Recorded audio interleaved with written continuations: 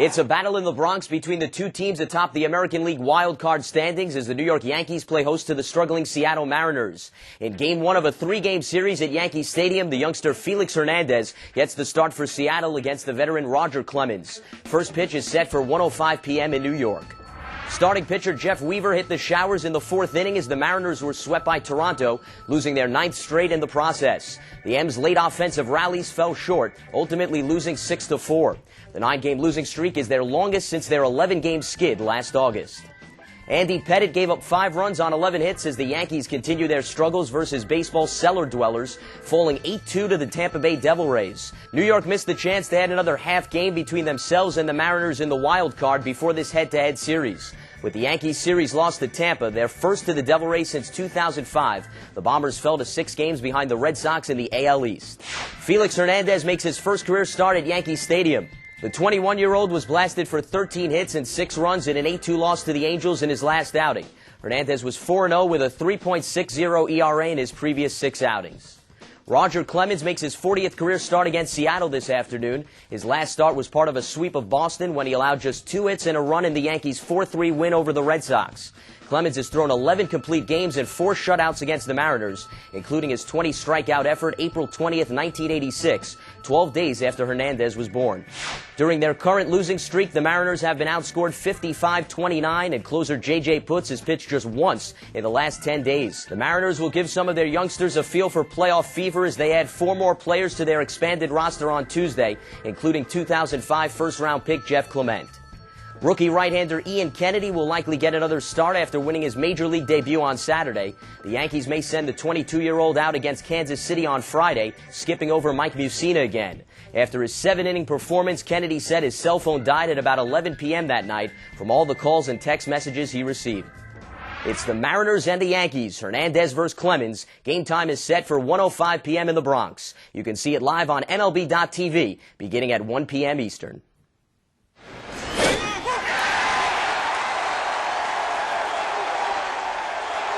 It's a battle in the Bronx between the two teams atop the American League wildcard standings as the New York Yankees play host to the struggling Seattle Mariners. In Game 1 of a three-game series at Yankee Stadium, the youngster Felix Hernandez gets the start for Seattle against the veteran Roger Clemens. First pitch is set for 1:05 p.m. in New York.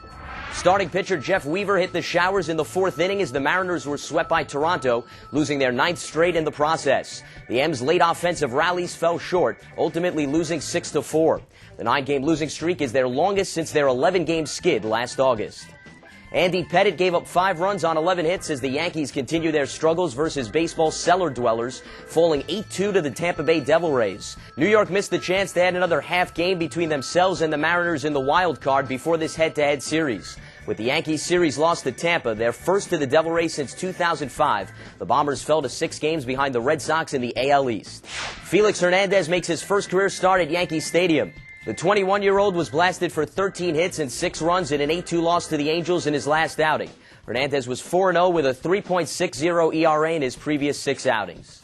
Roger Clemens makes his 40th career start against Seattle this afternoon. His last start was part of a sweep of Boston when he allowed just 2 hits and a run in the Yankees' 4-3 win over the Red Sox. Clemens has thrown 11 complete games and 4 shutouts against the Mariners, including his 20 strikeout effort April 20th, 1986, 12 days after Hernandez was born. During their current losing streak, the Mariners have been outscored 55-29, and closer J.J. Putz has pitched just once in the last 10 days. The Mariners will give some of their youngsters a feel for playoff fever as they add 4 more players to their expanded roster on Tuesday, including 2005 first-round pick Jeff Clement. Rookie right-hander Ian Kennedy will likely get another start after winning his Major League debut on Saturday. The Yankees may send the 22-year-old out against Kansas City on Friday, skipping over Mike Mussina again. After his 7-inning performance, Kennedy said his cell phone died at about 11 p.m. that night from all the calls and text messages he received. It's the Mariners and the Yankees, Hernandez versus Clemens. Game time is set for 1:05 p.m. in the Bronx. You can see it live on MLB.tv beginning at 1 p.m. Eastern.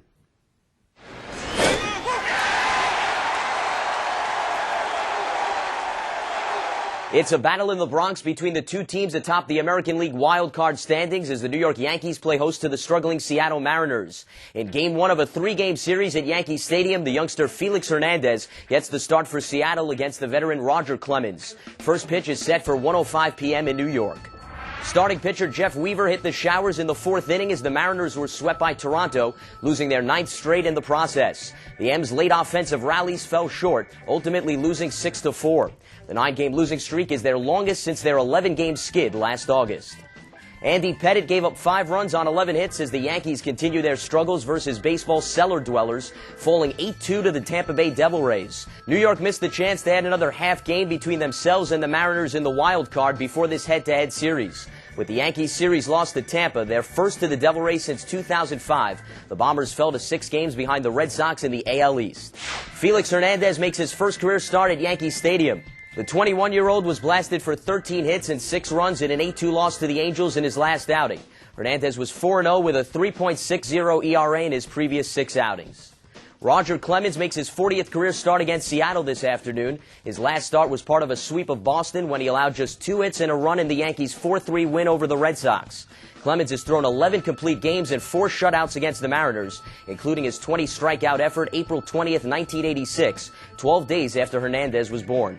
During their current losing streak, the Mariners have been outscored 55-29, and closer J.J. Putz has pitched just once in the last 10 days. The Mariners will give some of their youngsters a feel for playoff fever as they add 4 more players to their expanded roster on Tuesday, including 2005 first-round pick Jeff Clement.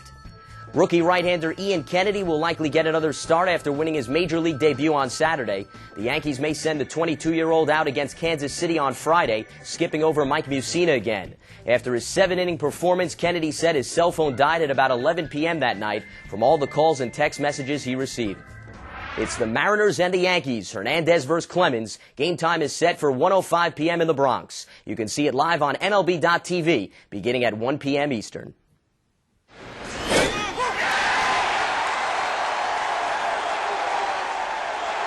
It's a battle in the Bronx between the two teams atop the American League wild card standings as the New York Yankees play host to the struggling Seattle Mariners. In Game 1 of a 3-game series at Yankee Stadium, the youngster Felix Hernandez gets the start for Seattle against the veteran Roger Clemens. First pitch is set for 1:05 p.m. in New York. Starting pitcher Jeff Weaver hit the showers in the fourth inning as the Mariners were swept by Toronto, losing their ninth straight in the process. The M's late offensive rallies fell short, ultimately losing 6-4. The 9-game losing streak is their longest since their 11-game skid last August.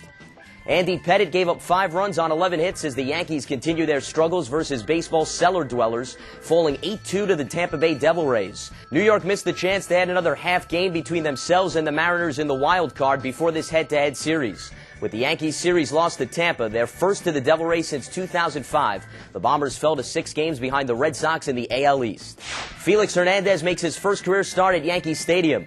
The 21-year-old was blasted for 13 hits and 6 runs in an 8-2 loss to the Angels in his last outing. Hernandez was 4-0 with a 3.60 ERA in his previous 6 outings. Roger Clemens makes his 40th career start against Seattle this afternoon. His last start was part of a sweep of Boston when he allowed just 2 hits and a run in the Yankees' 4-3 win over the Red Sox. Clemens has thrown 11 complete games and 4 shutouts against the Mariners, including his 20 strikeout effort April 20th, 1986, 12 days after Hernandez was born. During their current losing streak, the Mariners have been outscored 55-29, and closer J.J. Putz has pitched just once in the last 10 days. The Mariners will give some of their youngsters a feel for playoff fever as they add 4 more players to their expanded roster on Tuesday, including 2005 first-round pick Jeff Clement. Rookie right-hander Ian Kennedy will likely get another start after winning his major league debut on Saturday. The Yankees may send the 22-year-old out against Kansas City on Friday, skipping over Mike Mussina again. After his 7-inning performance, Kennedy said his cell phone died at about 11 p.m. that night from all the calls and text messages he received. It's the Mariners and the Yankees. Hernandez versus Clemens. Game time is set for 1:05 p.m. in the Bronx. You can see it live on MLB.TV beginning at 1 p.m. Eastern.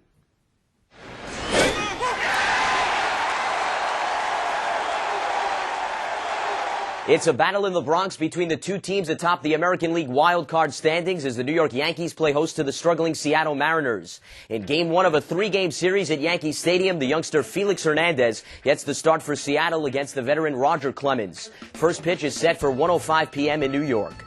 Starting pitcher Jeff Weaver hit the showers in the fourth inning as the Mariners were swept by Toronto, losing their ninth straight in the process. The M's late offensive rallies fell short, ultimately losing 6-4.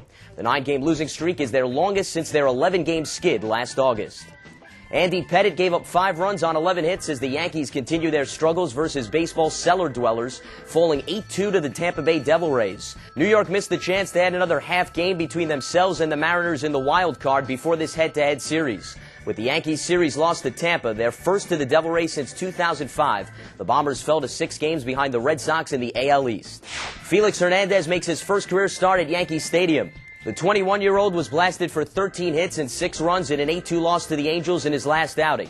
Hernandez was 4-0 with a 3.60 ERA in his previous 6 outings.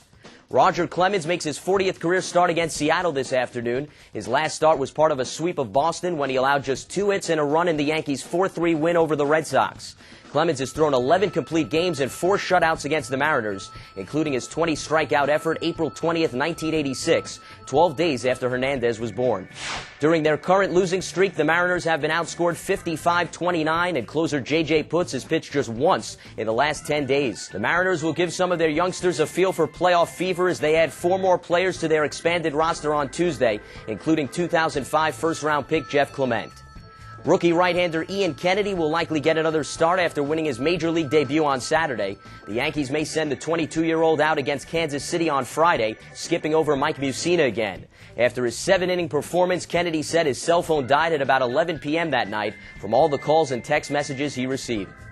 It's the Mariners and the Yankees, Hernandez versus Clemens. Game time is set for 1:05 p.m. in the Bronx. You can see it live on MLB.tv beginning at 1 p.m. Eastern.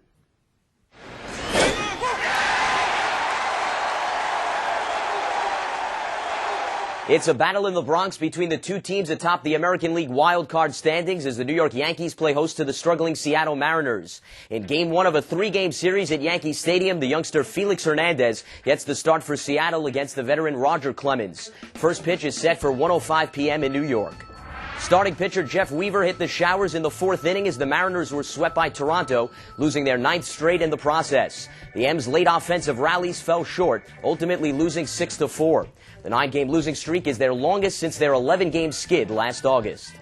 Andy Pettitte gave up 5 runs on 11 hits as the Yankees continue their struggles versus baseball's cellar dwellers, falling 8-2 to the Tampa Bay Devil Rays. New York missed the chance to add another half game between themselves and the Mariners in the wild card before this head-to-head series. With the Yankees series lost to Tampa, their first to the Devil Rays since 2005, the Bombers fell to 6 games behind the Red Sox in the AL East. Felix Hernandez makes his first career start at Yankee Stadium. The 21-year-old was blasted for 13 hits and 6 runs in an 8-2 loss to the Angels in his last outing. Hernandez was 4-0 with a 3.60 ERA in his previous 6 outings. Roger Clemens makes his 40th career start against Seattle this afternoon. His last start was part of a sweep of Boston when he allowed just 2 hits and a run in the Yankees' 4-3 win over the Red Sox.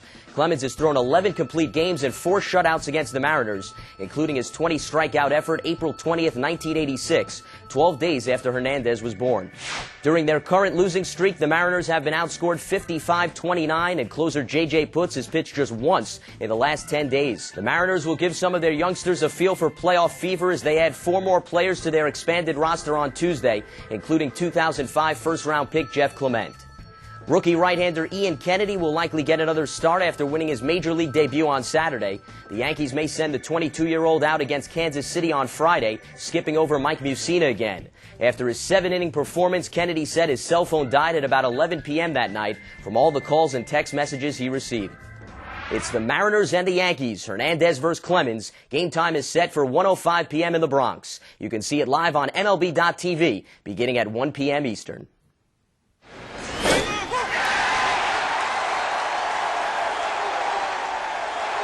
It's a battle in the Bronx between the 2 teams atop the American League wildcard standings as the New York Yankees play host to the struggling Seattle Mariners. In Game 1 of a 3-game series at Yankee Stadium, the youngster Felix Hernandez gets the start for Seattle against the veteran Roger Clemens. First pitch is set for 1:05 p.m. in New York.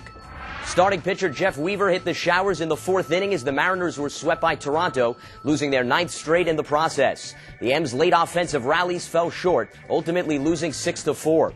The 9-game losing streak is their longest since their 11-game skid last August. Andy Pettitte gave up 5 runs on 11 hits as the Yankees continue their struggles versus baseball's cellar dwellers, falling 8-2 to the Tampa Bay Devil Rays. New York missed the chance to add another half game between themselves and the Mariners in the wild card before this head-to-head series. With the Yankees series lost to Tampa, their first to the Devil Rays since 2005, the Bombers fell to 6 games behind the Red Sox in the AL East. Felix Hernandez makes his first career start at Yankee Stadium. The 21-year-old was blasted for 13 hits and 6 runs in an 8-2 loss to the Angels in his last outing. Hernandez was 4-0 with a 3.60 ERA in his previous 6 outings.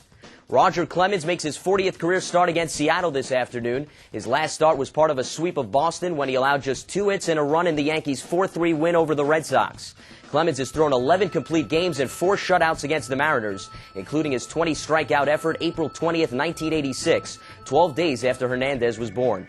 During their current losing streak, the Mariners have been outscored 55-29, and closer J.J. Putz has pitched just once in the last 10 days. The Mariners will give some of their youngsters a feel for playoff fever as they add 4 more players to their expanded roster on Tuesday, including 2005 first-round pick Jeff Clement. Rookie right-hander Ian Kennedy will likely get another start after winning his major league debut on Saturday. The Yankees may send the 22-year-old out against Kansas City on Friday, skipping over Mike Mussina again. After his 7-inning performance, Kennedy said his cell phone died at about 11 p.m. that night from all the calls and text messages he received. It's the Mariners and the Yankees. Hernandez versus Clemens. Game time is set for 1:05 p.m. in the Bronx. You can see it live on MLB.tv beginning at 1 p.m. Eastern.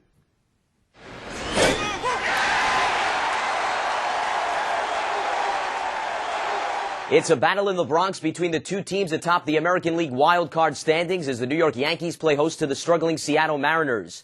In Game 1 of a 3-game series at Yankee Stadium, the youngster Felix Hernandez gets the start for Seattle against the veteran Roger Clemens. First pitch is set for 1:05 p.m. in New York.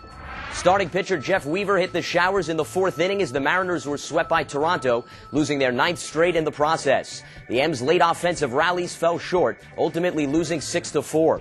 The 9-game losing streak is their longest since their 11-game skid last August. Andy Pettitte gave up 5 runs on 11 hits as the Yankees continue their struggles versus baseball's cellar dwellers, falling 8-2 to the Tampa Bay Devil Rays. New York missed the chance to add another half game between themselves and the Mariners in the wild card before this head-to-head series. With the Yankees series lost to Tampa, their first to the Devil Rays since 2005, the Bombers fell to 6 games behind the Red Sox in the AL East. Felix Hernandez makes his first career start at Yankee Stadium. The 21-year-old was blasted for 13 hits and 6 runs in an 8-2 loss to the Angels in his last outing. Hernandez was 4-0 with a 3.60 ERA in his previous 6 outings. Roger Clemens makes his 40th career start against Seattle this afternoon. His last start was part of a sweep of Boston when he allowed just 2 hits and a run in the Yankees' 4-3 win over the Red Sox.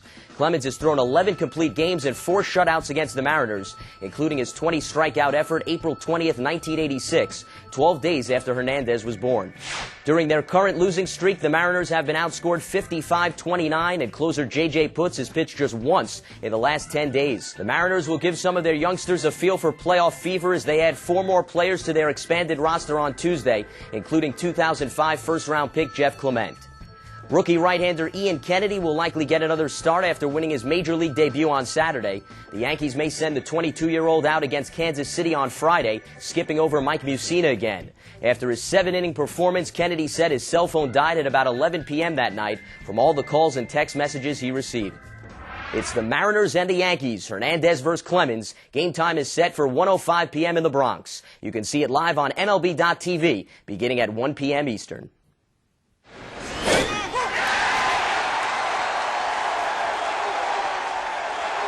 It's a battle in the Bronx between the 2 teams atop the American League wild card standings as the New York Yankees play host to the struggling Seattle Mariners. In Game 1 of a 3-game series at Yankee Stadium, the youngster Felix Hernandez gets the start for Seattle against the veteran Roger Clemens. First pitch is set for 1:05 p.m. in New York.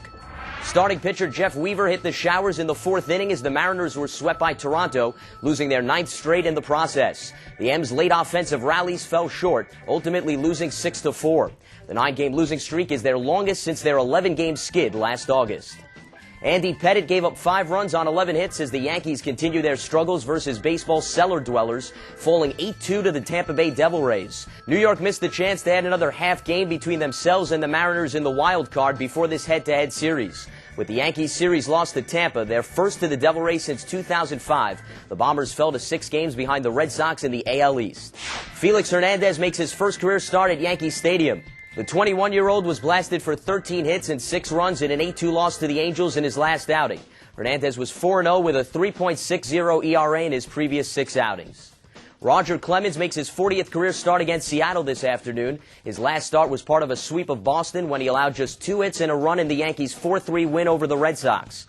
Clemens has thrown 11 complete games and 4 shutouts against the Mariners, including his 20 strikeout effort April 20th, 1986, 12 days after Hernandez was born.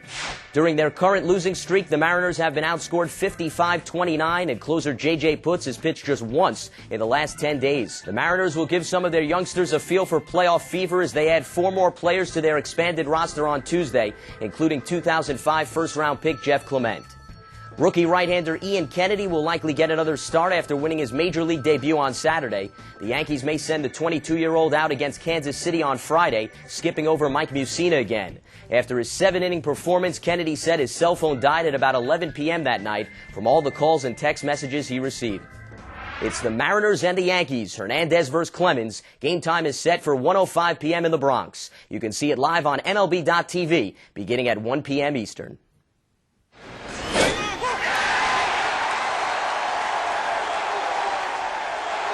It's a battle in the Bronx between the 2 teams atop the American League wildcard standings as the New York Yankees play host to the struggling Seattle Mariners. In Game 1 of a 3-game series at Yankee Stadium, the youngster Felix Hernandez gets the start for Seattle against the veteran Roger Clemens. First pitch is set for 1:05 p.m. in New York. Starting pitcher Jeff Weaver hit the showers in the 4th inning as the Mariners were swept by Toronto, losing their 9th straight in the process. The M's late offensive rallies fell short, ultimately losing 6-4. The 9-game losing streak is their longest since their 11-game skid last August. Andy Pettitte gave up 5 runs on 11 hits as the Yankees continue their struggles versus baseball's cellar dwellers, falling 8-2 to the Tampa Bay Devil Rays. New York missed the chance to add another half game between themselves and the Mariners in the wild card before this head-to-head series. With the Yankees series lost to Tampa, their first to the Devil Rays since 2005, the Bombers fell to 6 games behind the Red Sox in the AL East. Felix Hernandez makes his first career start at Yankee Stadium. The 21-year-old was blasted for 13 hits and 6 runs in an 8-2 loss to the Angels in his last outing. Hernandez was 4-0 with a 3.60 ERA in his previous 6 outings. Roger Clemens makes his 40th career start against Seattle this afternoon. His last start was part of a sweep of Boston when he allowed just 2 hits and a run in the Yankees' 4-3 win over the Red Sox. Clemens has thrown 11 complete games and 4 shutouts against the Mariners, including his 20 strikeout effort April 20th, 1986, 12 days after Hernandez was born. During their current losing streak, the Mariners have been outscored 55-29, and closer J.J. Putz has pitched just once in the last 10 days. The Mariners will give some of their youngsters a feel for playoff fever as they add 4 more players to their expanded roster on Tuesday, including 2005 first-round pick Jeff Clement. Rookie right-hander Ian Kennedy will likely get another start after winning his Major League debut on Saturday. The Yankees may send the 22-year-old out against Kansas City on Friday, skipping over Mike Mussina again. After his 7-inning performance, Kennedy said his cell phone died at about 11 p.m. that night from all the calls and text messages he received. It's the Mariners and the Yankees. Hernandez versus Clemens. Game time is set for 1:05 p.m. in the Bronx. You can see it live on MLB.TV beginning at 1 p.m. Eastern.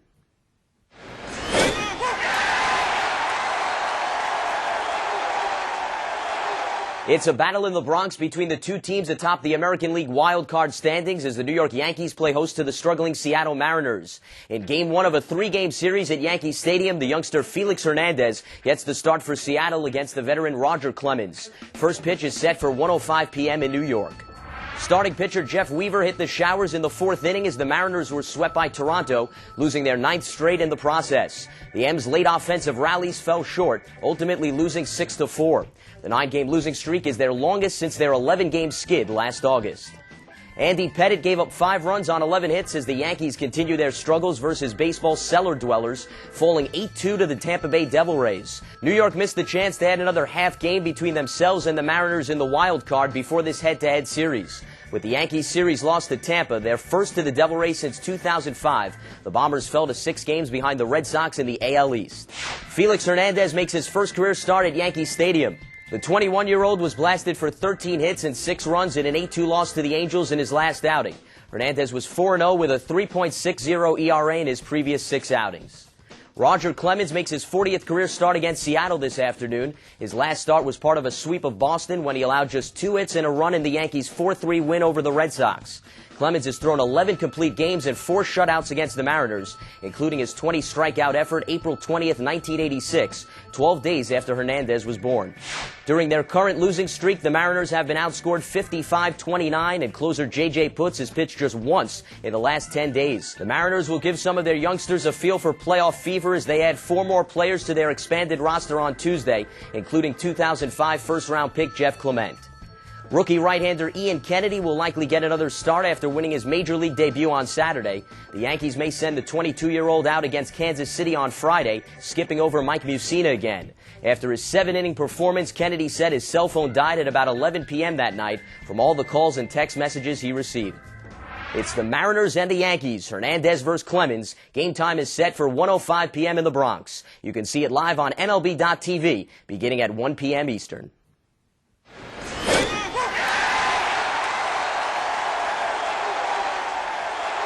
It's a battle in the Bronx between the two teams atop the American League wildcard standings as the New York Yankees play host to the struggling Seattle Mariners. In Game 1 of a 3-game series at Yankee Stadium, the youngster Felix Hernandez gets the start for Seattle against the veteran Roger Clemens. First pitch is set for 1:05 p.m. in New York.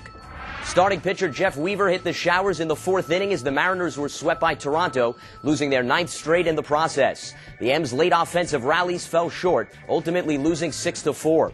The 9-game losing streak is their longest since their 11-game skid last August.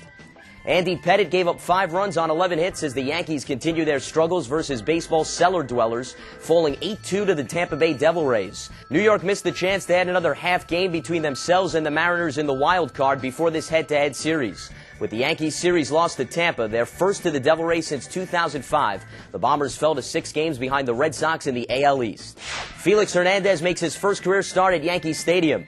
The 21-year-old was blasted for 13 hits and 6 runs in an 8-2 loss to the Angels in his last outing. Hernandez was 4-0 with a 3.60 ERA in his previous 6 outings. Roger Clemens makes his 40th career start against Seattle this afternoon. His last start was part of a sweep of Boston when he allowed just 2 hits and a run in the Yankees' 4-3 win over the Red Sox. Clemens has thrown 11 complete games and 4 shutouts against the Mariners, including his 20 strikeout effort April 20th, 1986, 12 days after Hernandez was born. During their current losing streak, the Mariners have been outscored 55-29, and closer J.J. Putz has pitched just once in the last 10 days. The Mariners will give some of their youngsters a feel for playoff fever as they add 4 more players to their expanded roster on Tuesday, including 2005 first-round pick Jeff Clement. Rookie right-hander Ian Kennedy will likely get another start after winning his Major League debut on Saturday. The Yankees may send the 22-year-old out against Kansas City on Friday, skipping over Mike Mussina again. After his 7-inning performance, Kennedy said his cell phone died at about 11 p.m. that night from all the calls and text messages he received. It's the Mariners and the Yankees. Hernandez versus Clemens. Game time is set for 1:05 p.m. in the Bronx. You can see it live on MLB.tv beginning at 1 p.m. Eastern.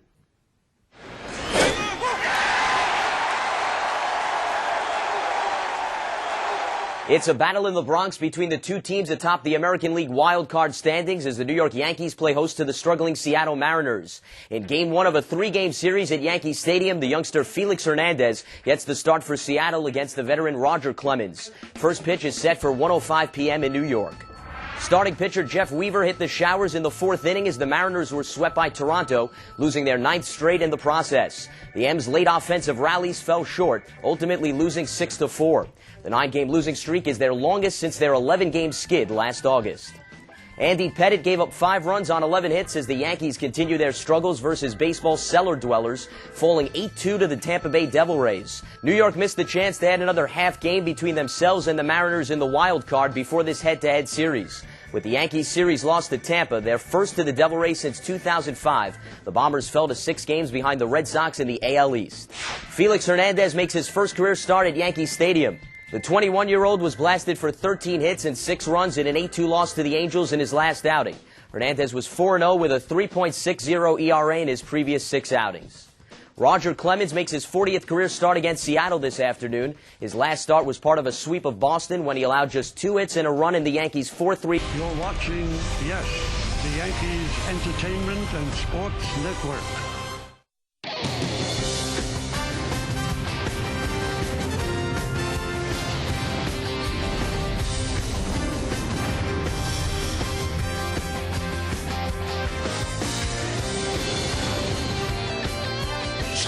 close yet so far, but this game is pretty close. Maybe one day he'll be hitting that inside Yankee Stadium. A lot of fans making their way in. Another sellout is projected for this Labor Day matchup between the Yankees and the Mariners.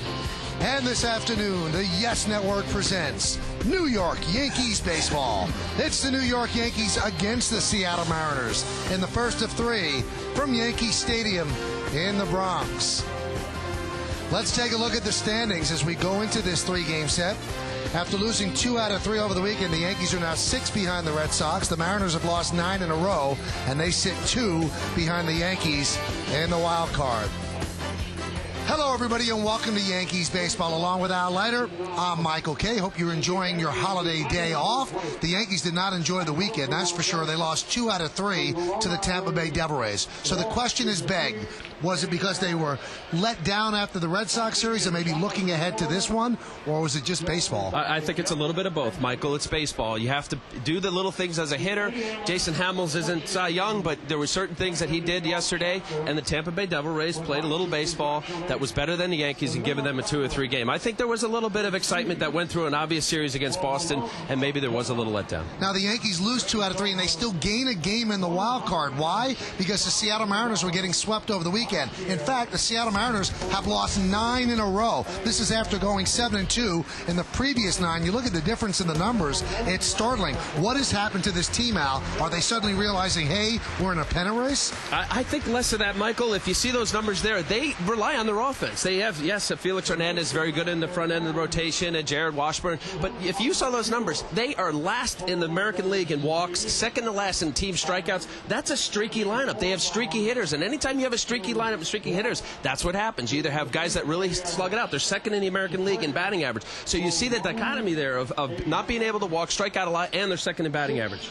A lot of stuff to digest there. Now, something else that we also have to digest is whether or not Roger Clemens is going to start. His foot's bothering him, his elbow's been barking, and still his start is up in the air. If he doesn't go, Mike Mussina will. We'll have that answer for you in a couple of minutes and profile King Felix when we come back next on Yes.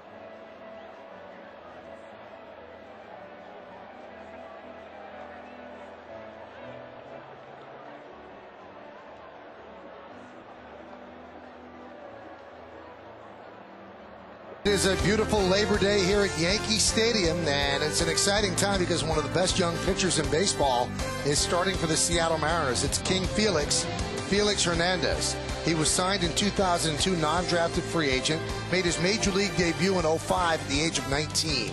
In 2005, 4-4, 2.67 in 12 starts. Last year, 12-14, and April 11, 2007, he had a complete game, one-hit shutout against the Red Sox. Pretty good resume for a kid that's 21 years old. That's Al Leiter. I'm Michael Kay. We'll have baseball in a couple of minutes. Al, you were in that situation. You were a young player in the major leagues, a young pitcher. but not the situation of King Felix. This guy's the ace of the staff. Yeah, and that's extra pressure. Look, here's a guy who started out 2-0, didn't give up a run. Big Papi was talking about, this guy's the greatest thing that ever pitched. And, for 67, he's got 67 big league starts. He's won 26 major league games. And for John McLaren and the Mariners to expect so much, and they need this kid if they're going to have any chance of getting in the wild card, it is some pressure. But I think with his stuff and what he's able to bring to the mound, he's kind of hot or cold. And that's basically what's been his season so far. Well, when we come back, we'll have the lineups. We'll have the first pitch. And most importantly, we're going to have baseball right here on Yes. Settle in and enjoy Labor Day with us.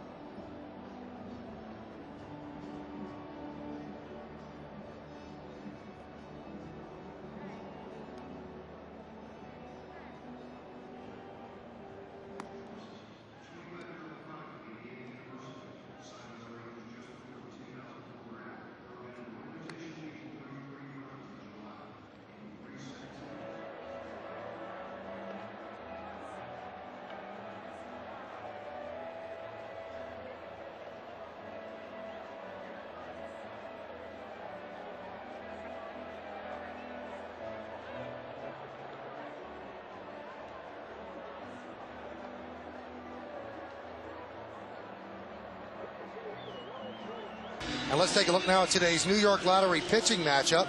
And certainly a difference in age, that's for sure. Roger Clemens, who's 6-5, 4.15 against Felix Hernandez, 10-7, 4.08. 23 years, 247 days, age difference. So Clemens is on the mound. And he is going to go. His right foot's been bothering him with blisters. His right elbow has been barking as well. But Clemens is not missing a start. It is a beautiful day here in New York City. Crowd filing into Yankee Stadium. Close to a sellout expected on this Labor Day. Hope you've had a great Labor Day weekend. Ichiro Suzuki is second in the American League to Maglio Ordonez.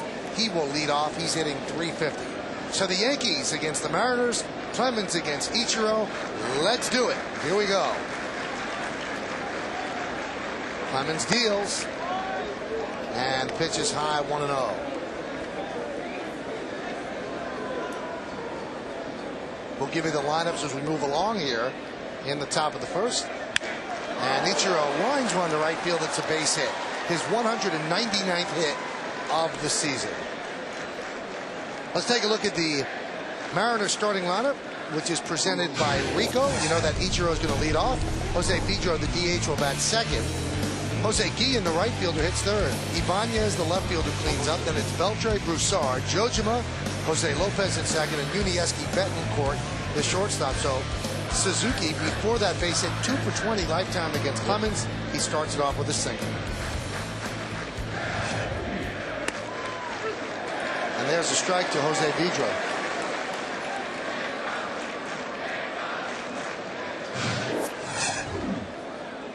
There you see Clemens' numbers.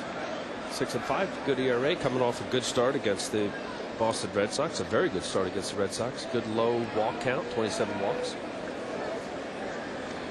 Let's take a look at the Land Rover pitching scouting report. Well, we have health. We talked about it. Blister on his right foot could affect his push-off leg. You saw that high fastball to Ichiro, and his elbow, he said, was barking a little bit. 16 wins. He's had 16 wins when Felix Hernandez, the opposing pitcher against Clemens today, was born. And we had Ichiro. He was 0 for 10, 2 for 20 lifetime. We just said that. Now you got to add another hit in there. But I would say mostly you watch for Roger Clemens. Calls it Mr. Split. He's very tough on left-handed batters. That split finger goes down and away.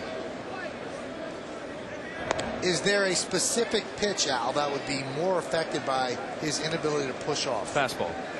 without a doubt. It's a max effort pitch, or more aggressive pitch. Split finger is not his slider and curveball. He doesn't throw many curveballs, but his slider, you don't try to get through the ball as much, or not as aggressive. So if there is an effective pitch, it'll be a fastball that'll be up in the zone. That one is chopped toward third. They get the force at second. On to first. Double play. A 5-4-3 double play.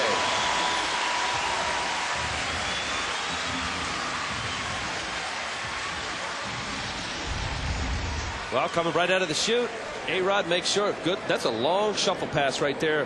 Robinson Cano has a strong arm, and mostly Jose Vidro is not very fast. Good pick from Giambi, but that's a little unusual. Alex was caught in between. That distance was pretty far, but again, Vidro's not very fast. I think Alex thought he was playing shortstop again. He thought he was a lot closer than he was. So they're two-way, and here is Jose Guillen.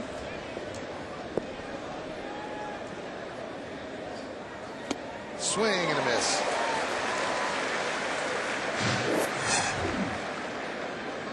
Guillen putting together a good season, and they're actually talking about an extension for Guillen.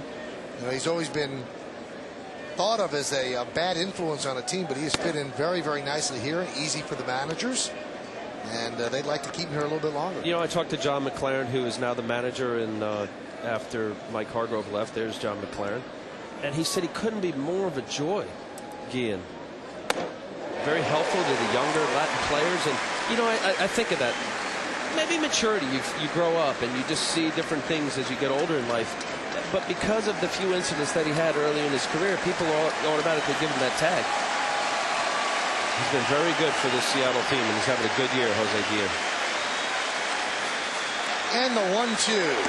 Strike three. Clemens paints the outside corner, and that'll do it here in the first inning.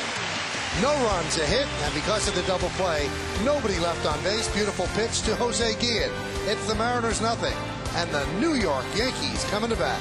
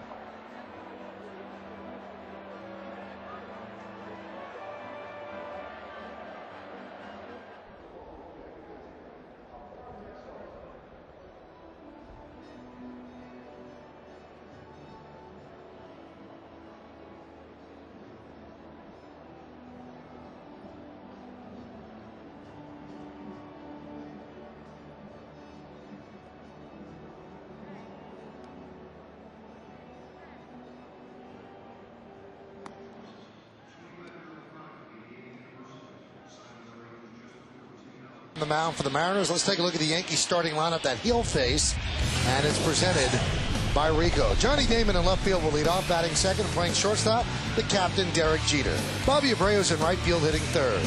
Cleaning up, playing third base, Alex Rodriguez. Good numbers against his former team. Hideki Matsui, the DH, will bat fifth. The number 6 hitter, catcher Jorge Posada. Jason Giambi at first base will hit seventh. Batting eighth and playing second base, Robinson Cano. And Melky Cabrera in center field will bat ninth. And on the mound is 21-year-old Felix Hernandez from Valencia, Venezuela. There you see his numbers, 10-7. He is the front-end ace of this staff. Way too many hits for his stuff. 169 hits, 150 innings. Let's take a look at the Land Rover pitcher scout report. Respect your elders. He's 23 years, 247 days younger than Roger Clemens. Patience. John McLaren talked about it. His first two starts this year, he was 2-0, 17 shutout innings, and he's been hot and cold all year. And he keeps reminding people he's only 21 years old. Stay grounded. He's a ground ball pitcher. You'll see hard sinking fastball that has some tailing movement to it, similar to Wong, but a little harder. And he throws a lot of ground balls, and we'll look for that too. If he's up in the zone and he hits fly balls, that's usually a bad combination for Felix Hernandez. The 0-2 upstairs, 1-2. 21 years old, making his first start here on the Yankee Stadium mound. This is his 68th start in the big leagues. It is a very lofty nickname, King Felix, for just 67 previous starts in the big leagues. Who made him king? He's got king stuff, but. And Damon goes around for the first out. Could not hold up on the pitch outside. Let's take a look at the weather, which is brought to you by Bigelow Tea. 81 degrees, 46% humidity, 17-mile-per-hour winds, and the forecast, like that little picture there, is mostly sunny. Not many clouds in the sky right now. It's been a great weekend. Here's Derek Jeter. Derek 9 hits in his last 22 at-bats. He had been in an 0 for 16 slide before that, so breaking out of it in a big way. And another base hit for Jeter.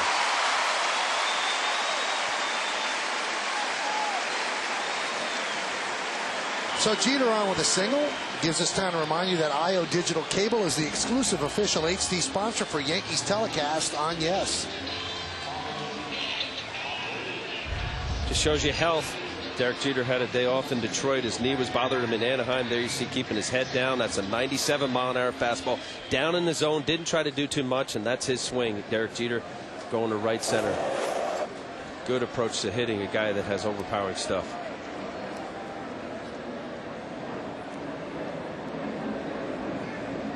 Here's Bobby Abreu. 4 hits in his last 22 at-bats.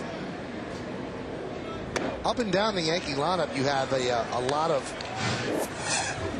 questionable streaks. 4 for 22, 3 for 20. But the Tampa Bay Devil Rays starting pitchers did their job against the Yankees, really cooled them off. And you always wonder in baseball, it's a great debate. Well, are the Yankees slumping, or was it the pitchers that put them into the slump? And in the case of the Devil Rays pitchers have really gotten hit so hard throughout the year. You would lean toward that they're slumping, but you know that might not be totally fair. Well, I can't really comment. I saw most of the games. I didn't see every pitch, and you know, really you look within that. But they're major league pitchers. You get to this level, you've done some things right, and you still, as a hitter, have to see the ball, swing at strikes. If there's a young pitcher who's got good stuff you're not familiar with, young pitchers can pitch good ball games. Yankees baseball is broadcast in Spanish. It's available by hitting the SAP button on your television. SAP is brought to you by Toyota, a smart way to keep moving forward.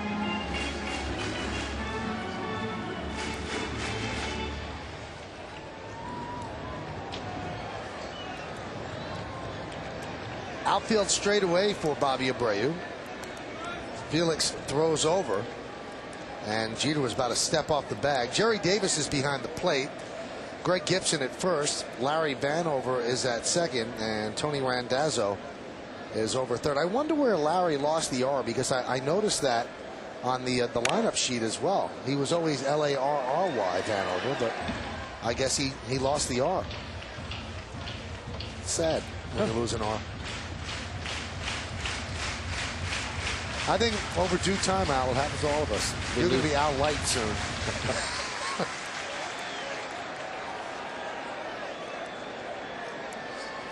You wouldn't change, right? Drop the Y, K, K.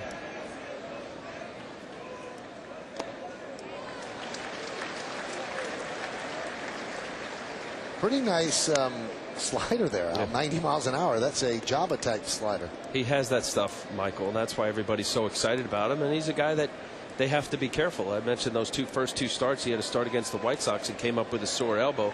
Immediately, golden arm, future of the organization. They shut him down. He was shut down for a month this season. And as a result, John McLaren was saying when he came back in the middle of May, it was like starting all over, because it was only 2 starts out of the spring training. He had like a whole other spring training. 0-5 when he came up toward the end. You see his numbers. Good ERA. Last year, not that great. He was a little out of shape as well. This year he came into camp. You can see he's so much slimmer than he was last season. Runner goes. Swung on a miss. Throw to second is a high throw. Jeter steals second.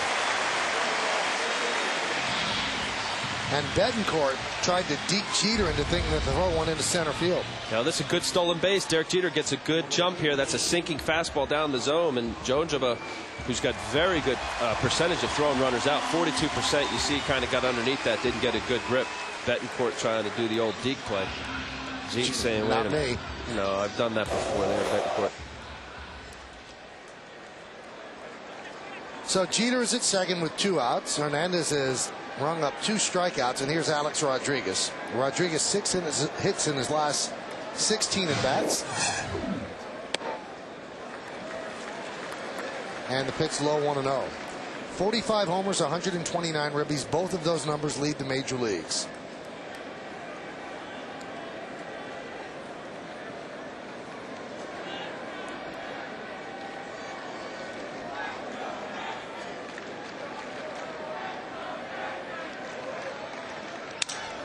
Broken bat, blooper into left field.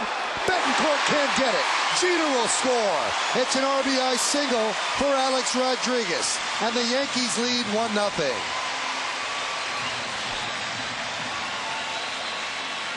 Well, when you're having an MVP type year as Alex Rodriguez is, you get these hits. This is a jam shot in on his hands.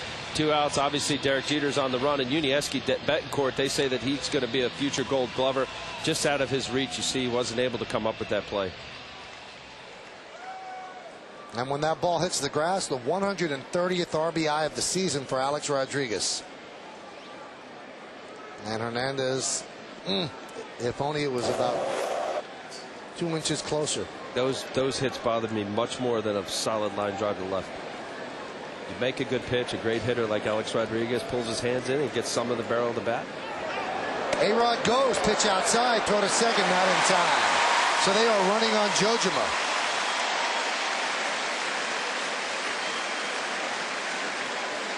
Well, they're running on Jojima. He gets the bad credit. But here, you see the leg kick. When runners know if there's certain nuances of a pitcher that he's not capable of holding runners, he doesn't shorten up his stride. Hernandez doesn't. You don't have much of a chance. Jojima, as I said, coming in was 42%. Major League average for catchers is 25%. 22 stolen bases for A-Rod, only caught twice this year. Count 2-0. You know, much of the base running is really stolen off the pitcher. Unless you got a catcher who just has a terrible arm, and Jojima does not.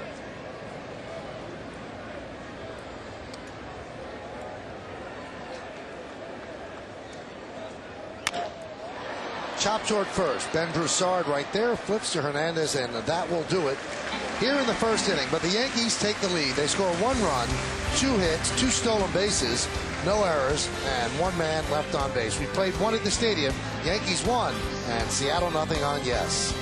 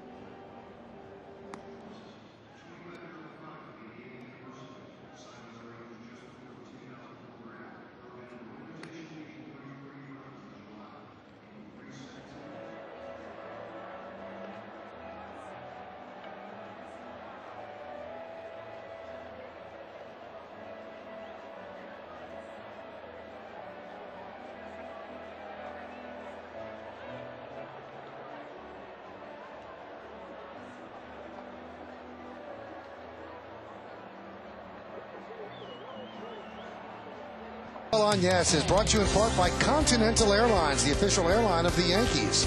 Infinity, who uses the power of design to create dynamic, beautiful automobiles.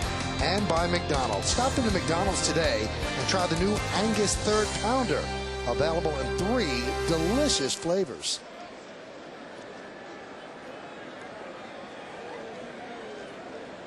Raul Ibanez will lead off. That's his first Yankee game, that little guy. So far, he's seen the Yankees lead 1-0. Clemens deals a strike. So the base hit by A-Rod is 130th ribby, a 1-0 Yankee lead. Line drive over the head of Jeter and into left field, a base hit for Raul Ibanez.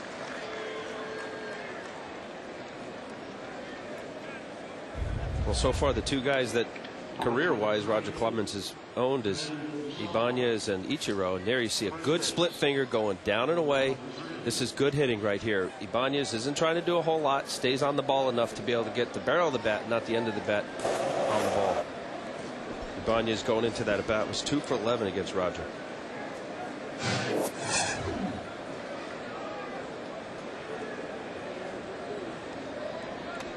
Here's Adrian Beltre. Swings at the first pitch and pops it up. Giambi can't see it. Cano does, and he'll put it away in foul territory for the first out. Hey, today's closed captioning is brought to you by your New York, New Jersey, and Connecticut Lexus dealers.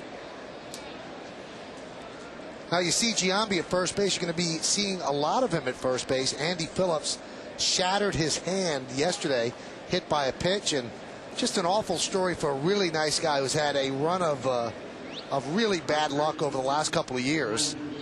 Last year his wife was battling cancer and he had that on his mind. This spring training he's trying to win a job, and his mom got into a terrible, terrible car accident, gets sent down, actually is taken off the roster, then works his way back, works his way into a starting role, having a very nice season, really contributing, and then this happened. Back wrist you see there, and not good. That was straight on his right hand. He was able to stay in the game enough to score in that inning. And you would be hard pressed, and now you'd agree, to find a nicer guy than Andy Phillips. Yeah. I mean, what a good guy who's really battled long and hard, 30 years old, works his way into the Yankee lineup and probably out for the rest of the season. They say 4 to 6 weeks, and since there's only 4 weeks left in the season, it doesn't look good. You're right, Michael. There's enough good people in this game, and Andy Phillips is one of them. And he took all of the things that you just described in stride and keeps things in perspective. Always got a nice word to say, smile, he laughs, works hard. Good guy.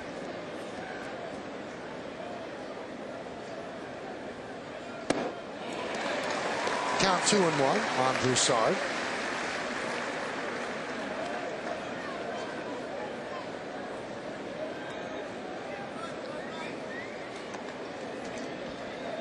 Now, Al, we spoke about the blisters there on the right foot of Roger Clemens. That's his push-off foot. If it's wrapped tightly, and you know the Yankee trainers are outstanding, Gene Monahan and Steve Donahue, as he buzzes a fastball upstairs, would it have an effect even if it's wrapped tightly? Yes. Well, it will help. Look, have you ever had a blister where you put a Band-Aid on, and if you're doing something and grab, whatever, it still rubs the blister. Mm-hmm. And that's the effect of a blister on the inside portion for a right-hander, his right foot. And when he pushes off, there's a push-off aspect to it, and it creates a blister. And in his case, it makes it a worse blister. And then you become a little tentative of pushing it. It's just an innate thing. It's just like a blister on the finger. You hear, guys spend DL time with a blister on your finger, but if you can't feel the ball, or in this case you're pushing off and you feel a little agitated with the push, you end up compensating your delivery. When you have a blister like that, do you pop it? It's ripped. The skin rips. Okay, so it pops itself. Yeah, the ones that I used to get, they were big, just right across the whole inseam of your inside foot. There's a strike to Kenji Jojima. 1-0 Yankees, just underway here at the stadium.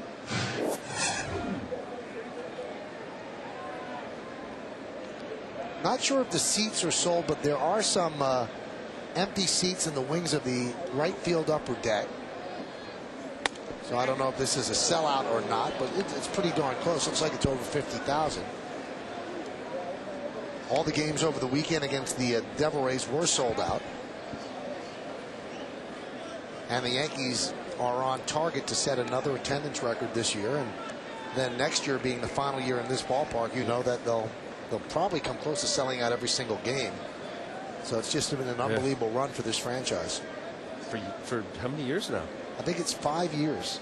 For near sellout or sellout? Yeah, over 4 million. This will be the 5th year. Jojima swings and misses, 1 and 2. Well, it wasn't always that way, Michael. I know you covered this sport, but when I was here the first time around, it's typical you'd see on a given night 17, 18,000.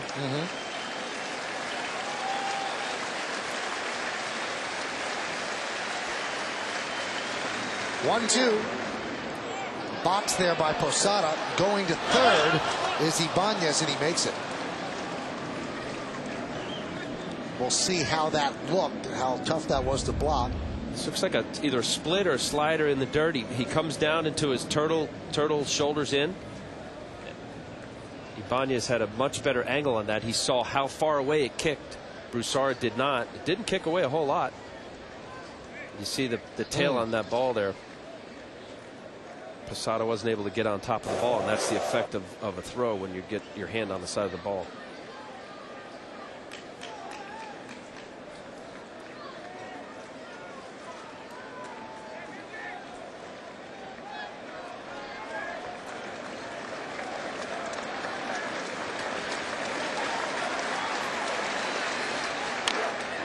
Nubbed in front of the plate. It's a fair ball, and Posada takes the out at first. Runner at third holds. Moving to second is Broussard. I've seen a couple shots like this right in front of the home plate at Yankee Stadium. Let's see this. Even though that line is, you see it's on the outside part of the batter's box line, there's an imaginary line on the back corner of the right side of home plate that will be drawn right to where you see the foul line. So that was a good call by Jerry Davis.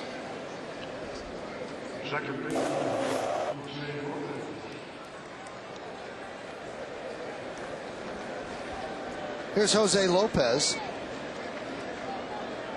Runners at second and third, 2 outs.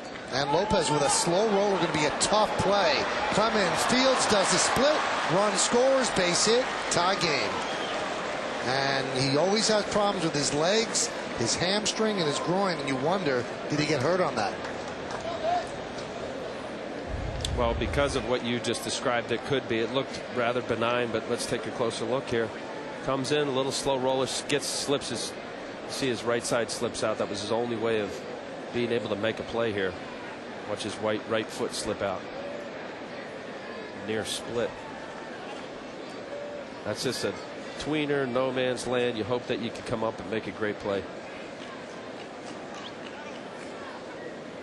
Doesn't seem like he's bothered by it. Although in the past Roger has had an occasional tweak of his groin because of how much he uses his lower half, his hips, his torso. Very leg type pitcher, torso pitcher. That's why he's pitched so long and been so effective. Here's Yuniesky Betancourt, one of the better players you might not know that much about. He can really pick it at short. Obviously you see decent offensive numbers. And he's just a youngster that's going to be there a long time at short for the Mariners.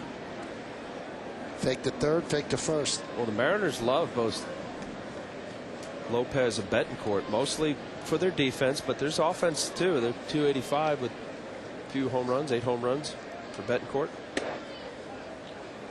But mostly the philosophy there is, you know, strength, that diamond up the middle. Good catcher, could throw some runners out.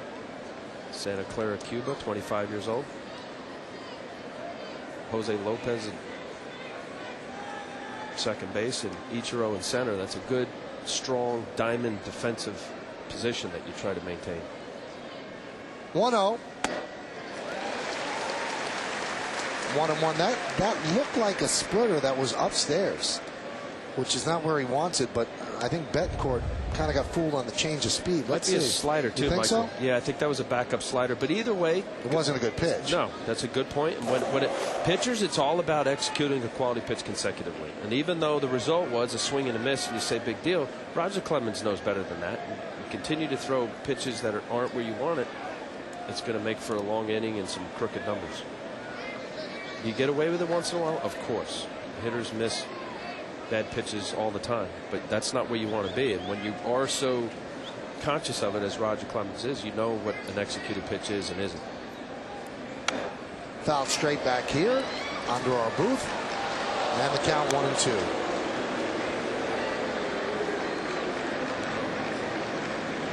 Rolling.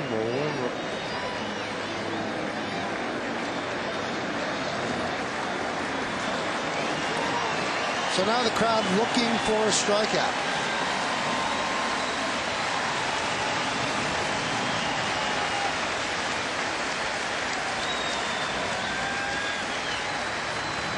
One-two. They'll get a pop-up instead.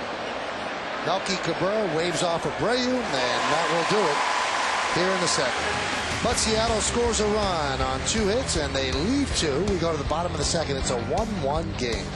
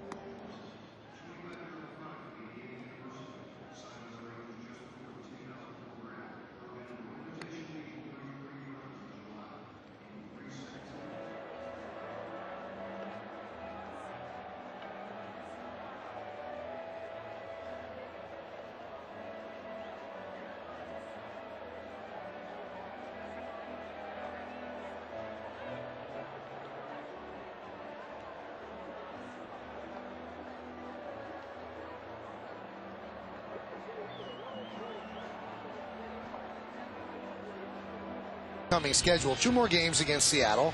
They both start at 7. The batting practice shows at 6. Pre-game at 6:30. Both of them on Yes. Then on to Kansas City. Friday night at 8 on Yes. Saturday night at 7 on Yes. And then Sunday at 2 on Yes. They're all on Yes. Beginning of a long road trip for the Yankees. So you have 3 in Kansas City, an off day, then 3 in Toronto, and then 3 in Boston. 1-1 game as we go to the bottom of the second inning.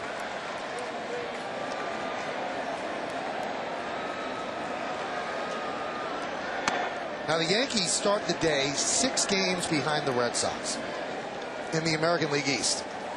The Yankees have finished in first place 44 times in the organization's history. Ground ball up the middle by Posada and through for a base hit.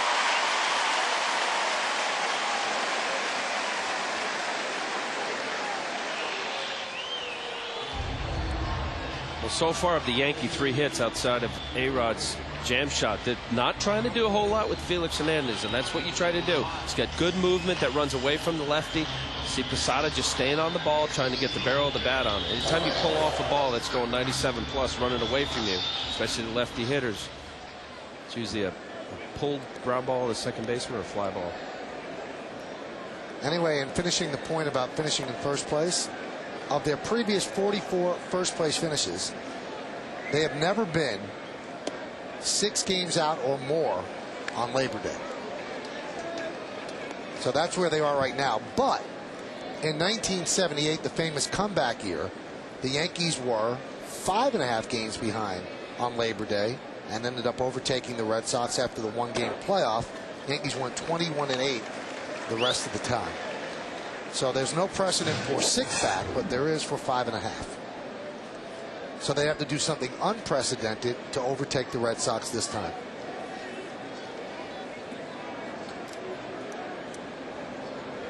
The 2-0. Well, that's why you hear it so much, Michael. It's a marathon, 162 games in 6 months. Players get 17 days off if you don't count the 3 days off or 4 days now with the All-Star game. It really is. You got to play every game, and it becomes such a grind. And it has been a grind for the Yankees this year. The hole that they dug themselves as a result of injuries, etc., that happened early on. It seems like we're saying, every series, every game, it's very important. And that's why when you play well, you put it in that little box. This pitch, this moment, Jason Giambi, 3-1 fastball. Inside corner may or may not have been a strike. And it's just those kind of clicks. And that's how, that's all you can control. You see where Jojima is setting up outside, and he may have got a call here. Might have been a strike just because he was setting up away. He definitely caught the ball across his body. Early on, Jerry Davis seems to have a somewhat liberal strike zone for both pitchers.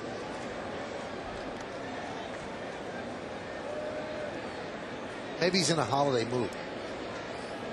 Although his Questec review, Reds lead the Mets 2-1 top of the second. Pedro Martinez coming back from shoulder surgery in that game. Boy, the Mets really did themselves proud, sweeping the Braves after having been swept by the Phillies. They went into Atlanta reeling. They had lost 4 straight series to the Braves, and it's always been a house of horrors there at Turner Field, but they sweep the Braves. Braves are not the same team. That's where the NL East is right now as we enter play today. 4 games out for the Phils, 7.5 for the Braves. And then the Phillies go down to the Marlins and lose 2 or 3. Yep. Giambi walks on the 3-2, and that'll bring up Robinson Cano.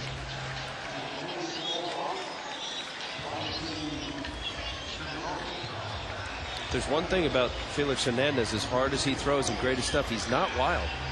In the 150 innings coming into this start, 41 walks. That's a good ratio, innings to walks ratio.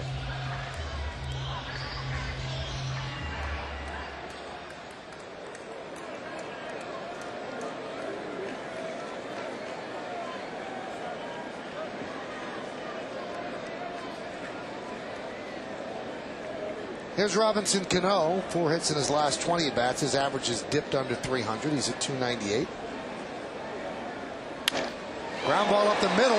Nice play by Betancourt. There's one on to first. In-time double play. An outstanding double play. Turned by a very good defensive infield. Unieski, Betancourt, Jose Lopez, and Ben Broussard. Wow, Michael, this is a hard hit smash up the middle. Betancourt is double play depth. What does that mean? That you're halfway of a distance where you normally would be. You see a good flip to Lopez, and Broussard makes a nice play to get his foot down in time. That is a good outstretched play. Lopez has got to make a strong throw here, and Broussard gets his toe down in time to get Cano. Well, if you're the pitcher, you have to love that.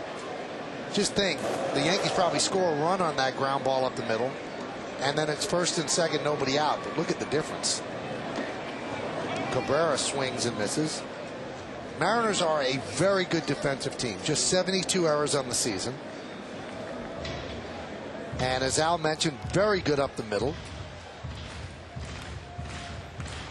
I know Pat Gillick, who used to be the general manager with the Mariners, now with the Phillies. I had him in Toronto, and his big thing was the diamond. He called the diamond defensive effect. Catcher, shortstop, second base, center field. He cared more about defense out of those players than offense. You get your offense out of the corners, and if you get a little plus offense out of those guys, great. But how many runs are saved and wins and losses are determined based on superior defense up the middle.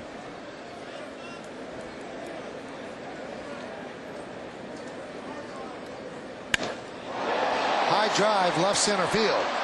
Giving chase is Ibanez, and he'll make the play right in front of the warning track for the final out of the inning.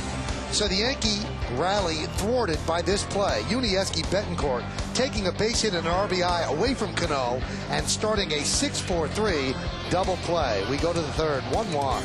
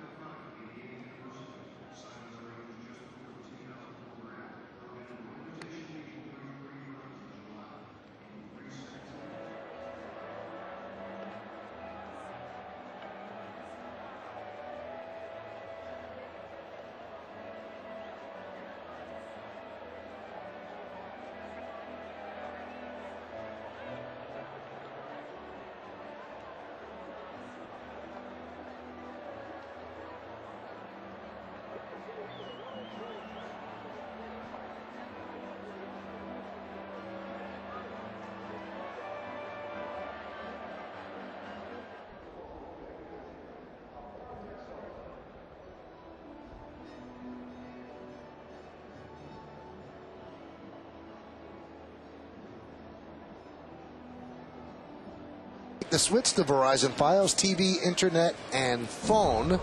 And those pitchers, Horacio Ramirez will go for the Mariners, high ERA. Chien-Ming Wang for the Yankees, 16-6, 3.79.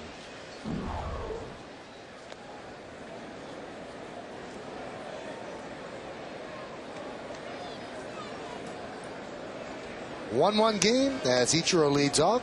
199 hits for Ichiro. Now, when he gets his next hit, and he will, doesn't have to be right here, he'll become the third player in Major League history with 200 hits in at least 7 consecutive seasons. Willie Keeler did it 8 years in a row. Wade Boggs did it 7 years in a row. There's the American League hit leader list. And that one's hit deep to right field. Going back Abreu. Track. Wall. See ya. Home run for Ichiro Suzuki. His 200th hit of the year. And it gives the Mariners a 2-1 lead.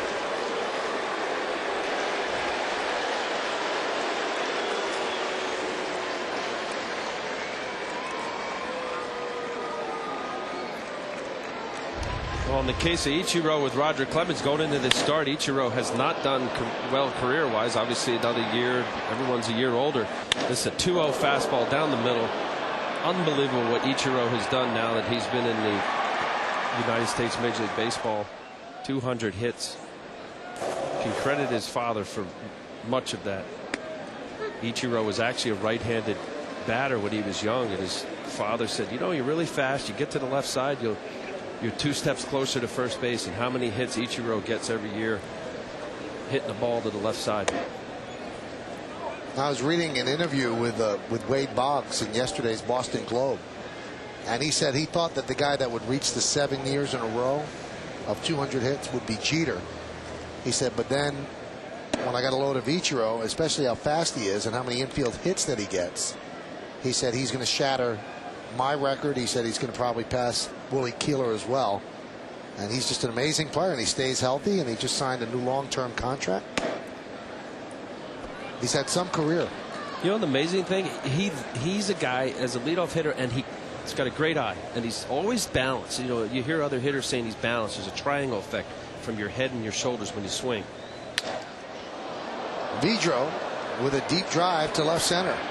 Melky Cabrera way back makes the play on the warning track for the first out. Well, from the effect so far that we're watching these outfielders today, that ball looks like it's blowing out. Anytime you see Major League outfielders drift after a ball, the ball just keeps carrying. They think they have it tracked. You see them drifting back to get to that ball. Ibanez had the same situation in the last inning. Cabrera tracks it down, sees where the wall is, times it perfectly.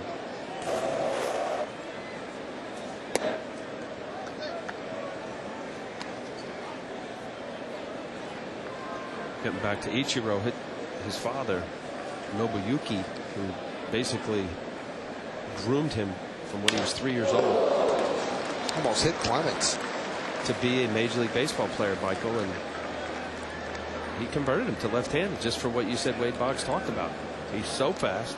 He's got a swing that is able to hit the ball on the ground on the left side. He beats out so many hits. What would be ground ball outs, he gets a base hit out of it. I love when people say, you know, his father groomed him for that, as if, well, that means that he would become that. You know, I was groomed to become the Ultimate Fighting Champion. It just didn't happen. Who's grooming you? That's Here's Raul Ibanez.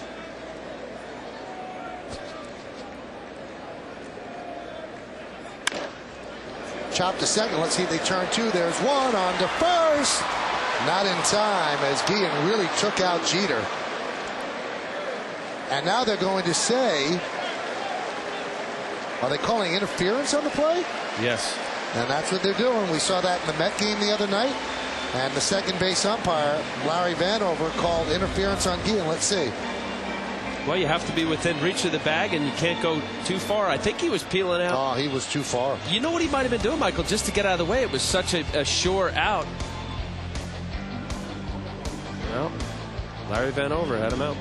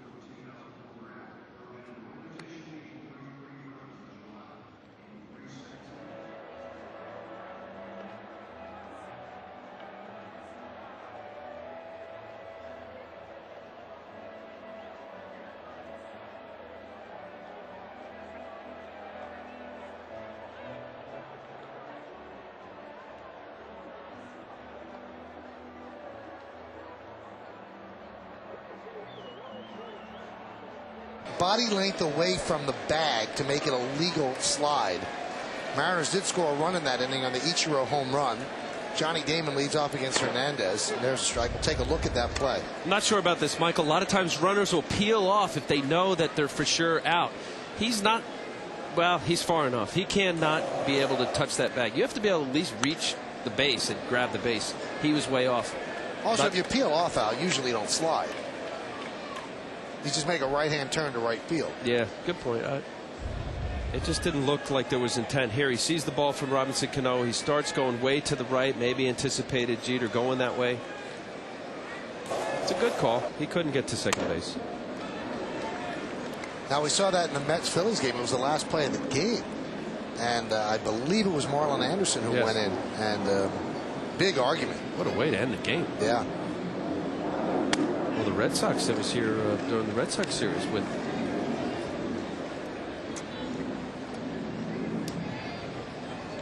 Euclid.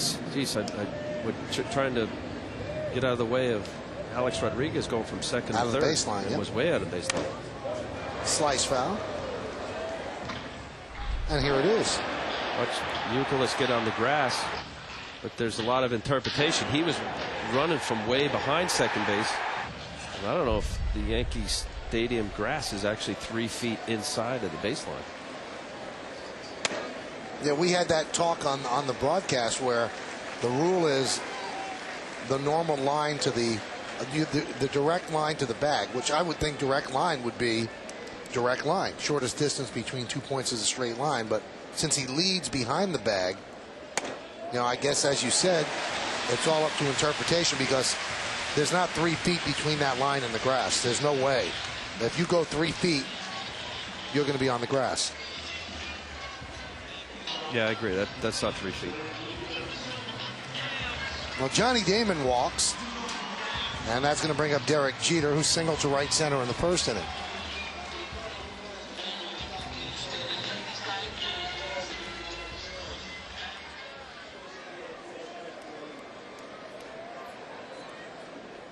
Jeter has 10 hits in his last 23 at-bats.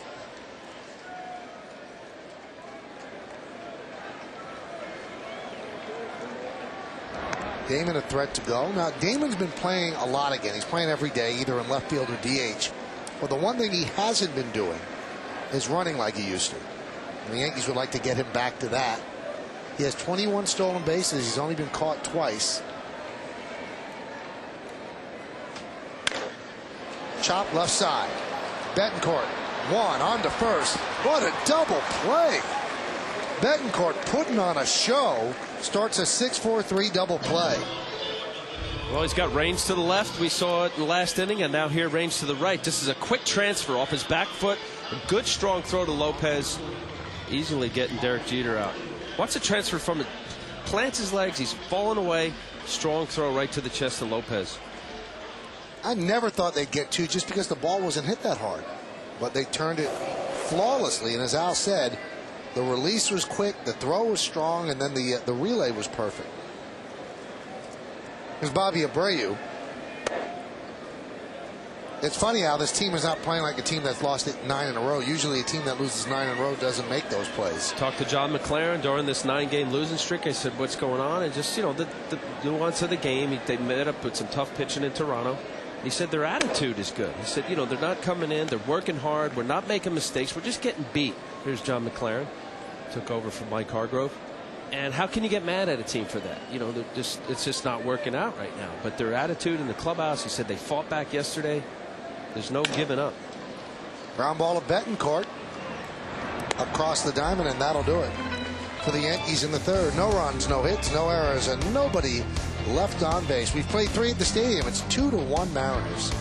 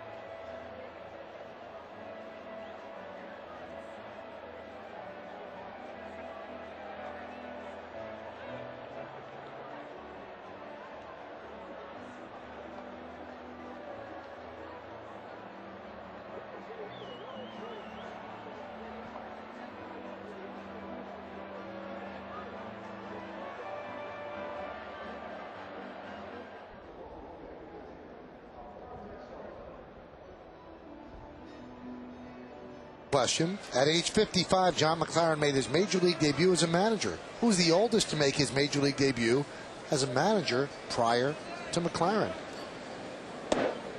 Now, McLaren got the job on July 2nd because Mike Hargrove left. Didn't have the desire to manage anymore. Just didn't have that feeling.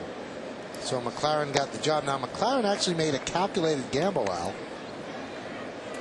because he's always been Lou Piniella's right-hand guy in Seattle, with Tampa Bay, and everyone assumed that he was going to go with Lou to Chicago. Lou wanted him. But McLaren said, listen, if I'm ever going to be a manager, I can't be connected always with Lou Piniella. He was with Piniella for 15 years. So Lou went to Chicago, and McLaren took the bench job with Mike Hargrove in Seattle.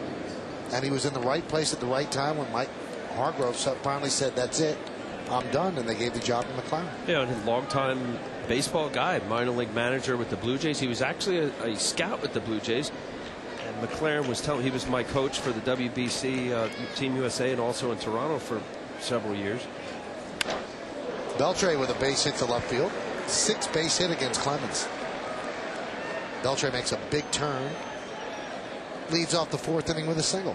And McLaren was telling me a story when he was scouting for the Blue Jays in high school.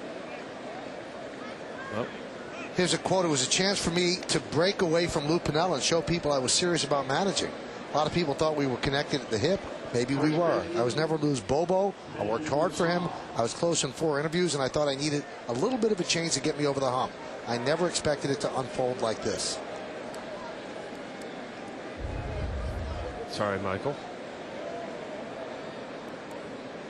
While scouting for the Blue Jays, he was scouting a young right-handed pitcher in high school in Texas at a Spring Woods High School in Houston by the name of Roger Clemens, and he was saying how even then Roger was number 3 on his high school team, but got behind a guy Rick Lucan, who was the #1 pick by the Giants, and this guy Rainer Noble. And just this story, there you see Mike Mussina, just the story that kids don't give up. Roger Clemens was number 3 in high school, and here he is going down as one of the greatest pitchers in the history of the sport. Boy, there's so many instances of that in sports history. You know, Michael Jordan was cut off his high school team, and he turned into the best player ever. Roger Clemens is argued with best pitcher ever. There was a strike.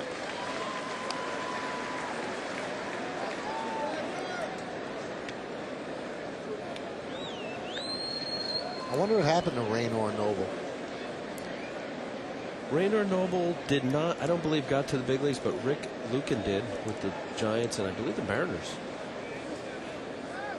Actually, Roger didn't go to University of Texas right out of high school. Went to San Jacinto Junior College. Filled out, got bigger and stronger, and went on to UT, and the rest is history.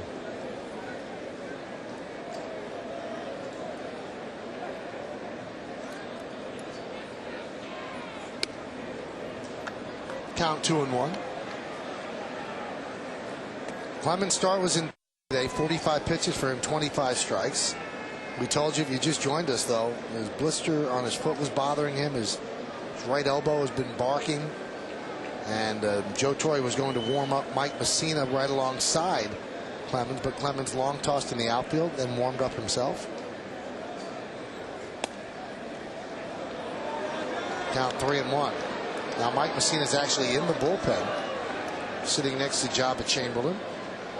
Interesting conversation by Joe Torre before the game, though. He said that he wants to get Mike Mussina back in the rotation. But the thing that's stopping him from doing that is that they have 2 off days coming up. They'll have an off day on Thursday, and then they'll have an off day on Monday. Runner goes, pitches high, a strike, throw to second, not in time. So it looked like ball 4, but Jerry Davis called it a strike. So Beltre gets a stolen base. Yeah, and I don't know whether that affected, not a very big lead and a good jump by Adrian Beltre, but I don't know whether that call affected Jorge coming out of the chute there, because that ball was up in the zone. Let's take a look here. Now he came out quickly. It was a good throw. Came out of the chute. Well, I wonder if there was a disconnect on the bag as Jeter held the tag on the body, because I think for a moment Beltre was actually off the bag and Jeter's glove was on him.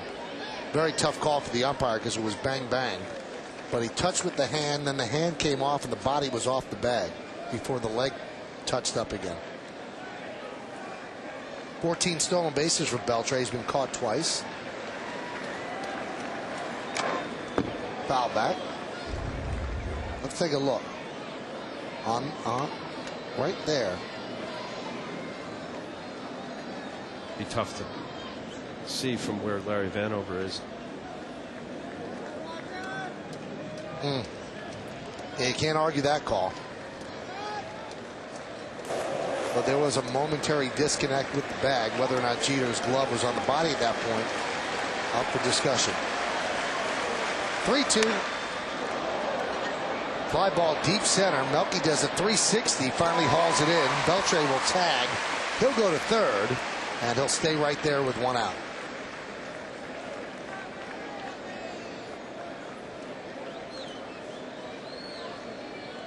Off the bat of Broussard, you see Melky going to the right. That ball either had a sinking effect to it, and he spun around and was still able to keep his eye on it, track it down, and make a good play. Sometimes you see those outfielders get their feet crossed up as spinning a 360, they lose it.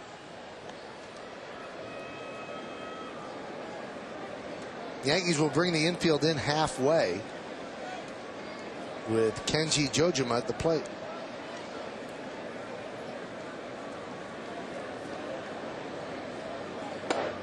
There's a strike.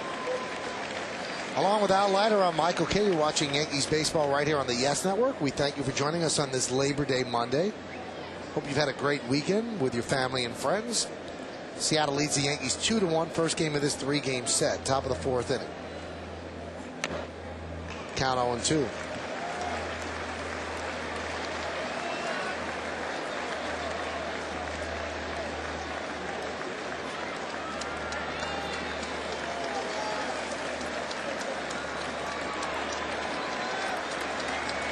Beltre stole second, moved to third on the fly ball. And the infield comes in even more now with 2 strikes. The 0-2. He struck him out on a splitter. Big strikeout for Clemens. Big strikeout. After the 0-2 pitch, the infield came all the way in. They felt with Beltran's speed, they were able to get him halfway. This is a good split finger down in the dirt. Jojima has no chance. Good play for Jorge to hold on to that and tag him out. That's something Roger's thrown more over the years. And we see him second all time to his idol. Throwing a lot more split fingers to right-handed batters. Used to be mostly left, and now he's seeing the effect of that split finger to the right-handed batter.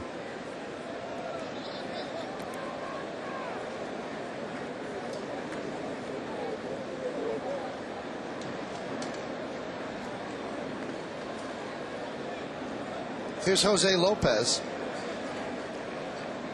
Slow roller up the third base side. Drove in a run in the second. And Lopez gets plunked. So he will take first. And that'll bring up Betancourt. Oh, the fastball just got away. Hit him on the waist. That's got a sting. I think it got him on his belt, Michael. Big leather belt.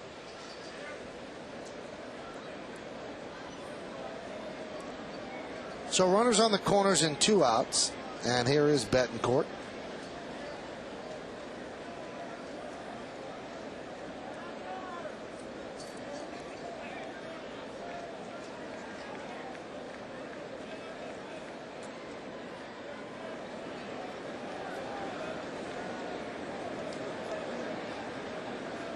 Betancourt lines one past A-Rod and down the left field line. Beltre scores. Here comes Lopez. He's coming home. He will be in there. It's a 2-run double for Betancourt, and the Mariners lead 4-1.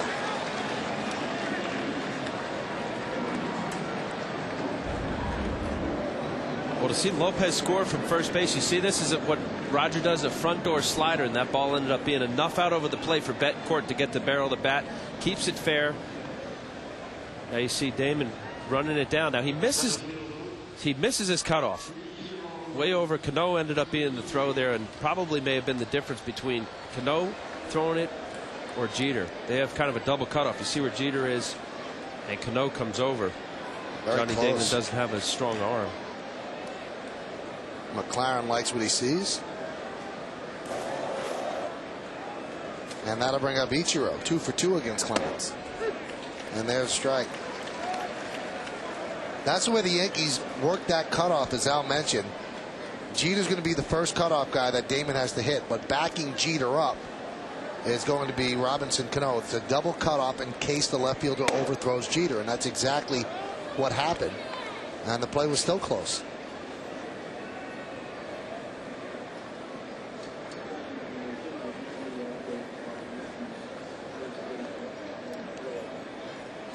See, Ichiro with his 2 hits today now has 200 hits, 7 consecutive seasons.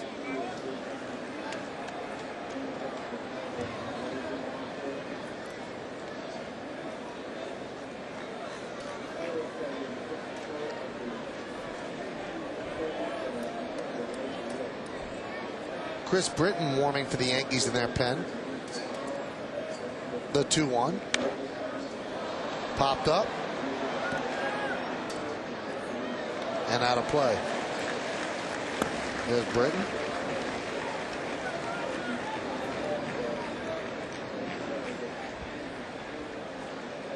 Mike Mussina is out there. I don't think Joe really wants to use him as a reliever.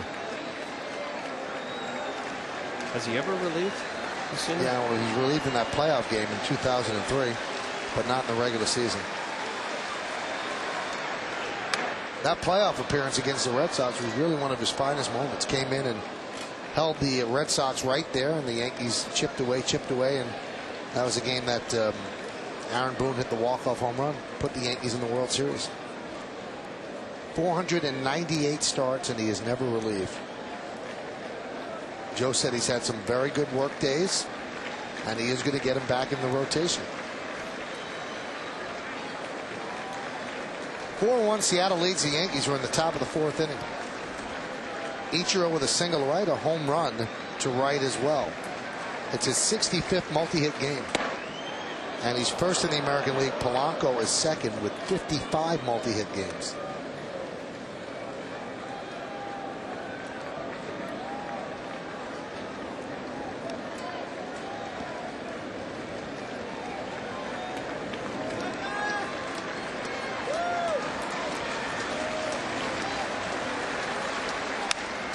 Grounded through the left side for a base hit. Here comes Betancourt. Rounds third. He's coming home. Here's the throw from Damon. Cut off by A-Rod. And he has Ichiro in a rundown. And Ichiro runs out of the baseline and just heads to the dugout to get his glove. So an RBI single for Ichiro Suzuki. And the Mariners lead 5-1. In the inning, they score 3 runs on 4 hits. No errors and nobody left. 5-1 Seattle.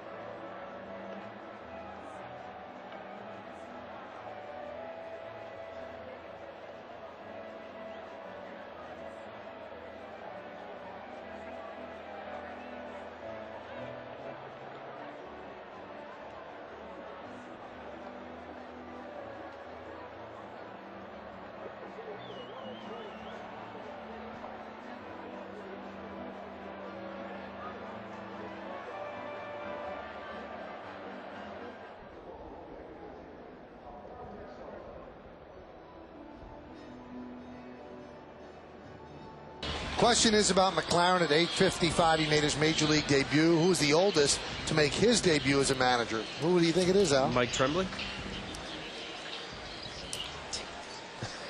I don't know why they don't let me guess. I get them wrong all the time anyway. Charlie Manuel.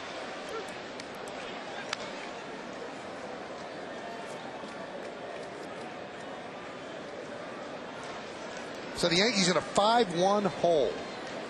A-Rod takes a strike. And there's a strike. Again, the count 0-2. A-Rod with a bloop single off the fist. Drove in the Yankees' only run in the first inning. A-Rod's 130th ribby. Well, you know, if he has a decent September, he's going to have 150 runs batted in this year. And over 50 home runs. Pretty good year. 1-2.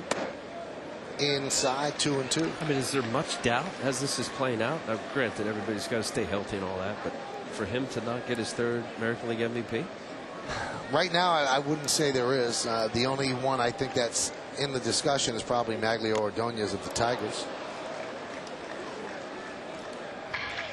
Mike Mussina warming up in the Yankee bullpen. They're giving him plenty of time. Obviously, they would never bring him in the middle of an inning. But maybe Clemens, after giving up 8 hits in 4 innings, is done for the day, and Mussina will come in to start the 5th. 2-2. Fouled away. You know, we brought this up before, Al. Torrey says he wants to get Mussina back in the rotation, and because of the 2 off days, he can't at this point go to a 6-man rotation. He said after the off day on Monday he might do that. And I asked Joe, I said, well, are you forcing Mussina back into the rotation because of what you've seen as A-Rod swings and misses, because of what you've seen on the side? And he says, you know, he's pitched well on the side. He said, but he even pitched well on the side when he was struggling.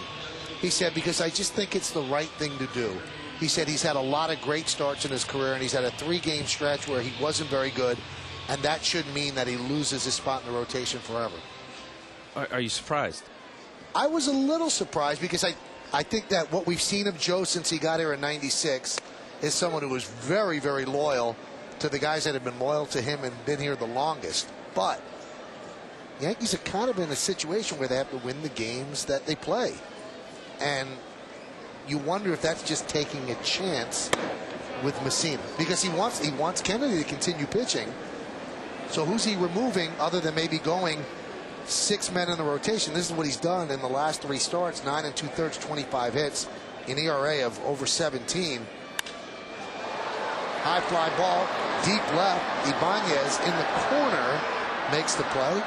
2-way. So I'm a little surprised now. I'm not shocked. Well, I think a couple things can go how it plays out. I see Joe. Joe's about trust and the guys that have gotten him there, and he really believes in his veteran players. And certainly Mussina is deserving of a second and third chance. There you see Ian Kennedy, who was very, very good against Tampa Bay, getting his first big league win. But now it's September call-up, Michael, and guys like Ian Kennedy, and I'm not saying you want to dig yourself a big hole, but if he gets an opportunity, whether he comes in here today or not, and a couple of games to lead him up to when they don't have the off days, and he shows some sort of glimmer of old Moose,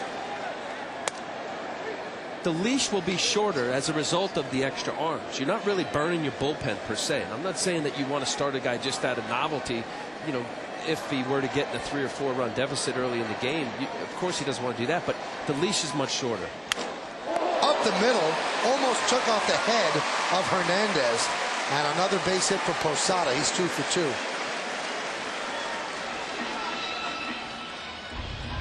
Well, haven't been hit in the head before. Get out of the way.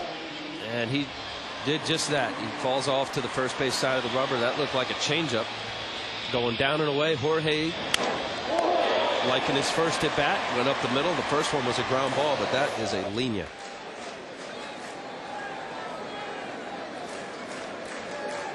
It's all reaction. You have maybe a quarter of a second to get your glove up and hope it doesn't hit you. Here's Giambi. Now you might wonder, well, why can't he just go to the 6-man rotation even with the off days? And that question was put to Joe. He said because then the Pettits and the Wongs and the Clemens will have too much rest between starts. He said that's not good either. You take them out of what they're doing. I think Pettit and Wong, I would say that would be true. I think for Roger, as you get older, I know I always enjoyed that extra day to have a six-day rest kind of scenario. There's Phil Hughes pitching the last game of this series. Wong tomorrow against Horacio Ramirez. The breaking ball, count 1-2.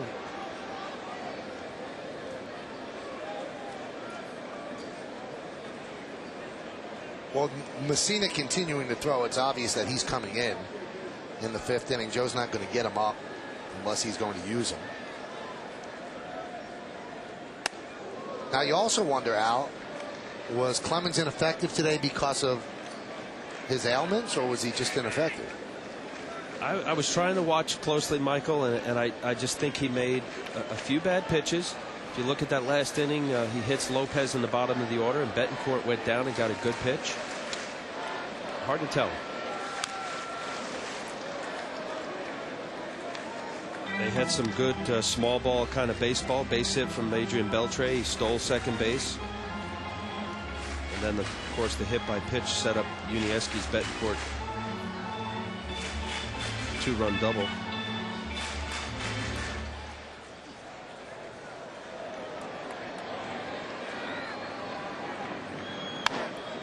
Soft ground ball. That's the third baseman, Beltre. Fires across the diamond, and a nice scoop by Broussard for the final out of the 4th inning. For the Yankees, no runs a hit, no errors, and one man left on base.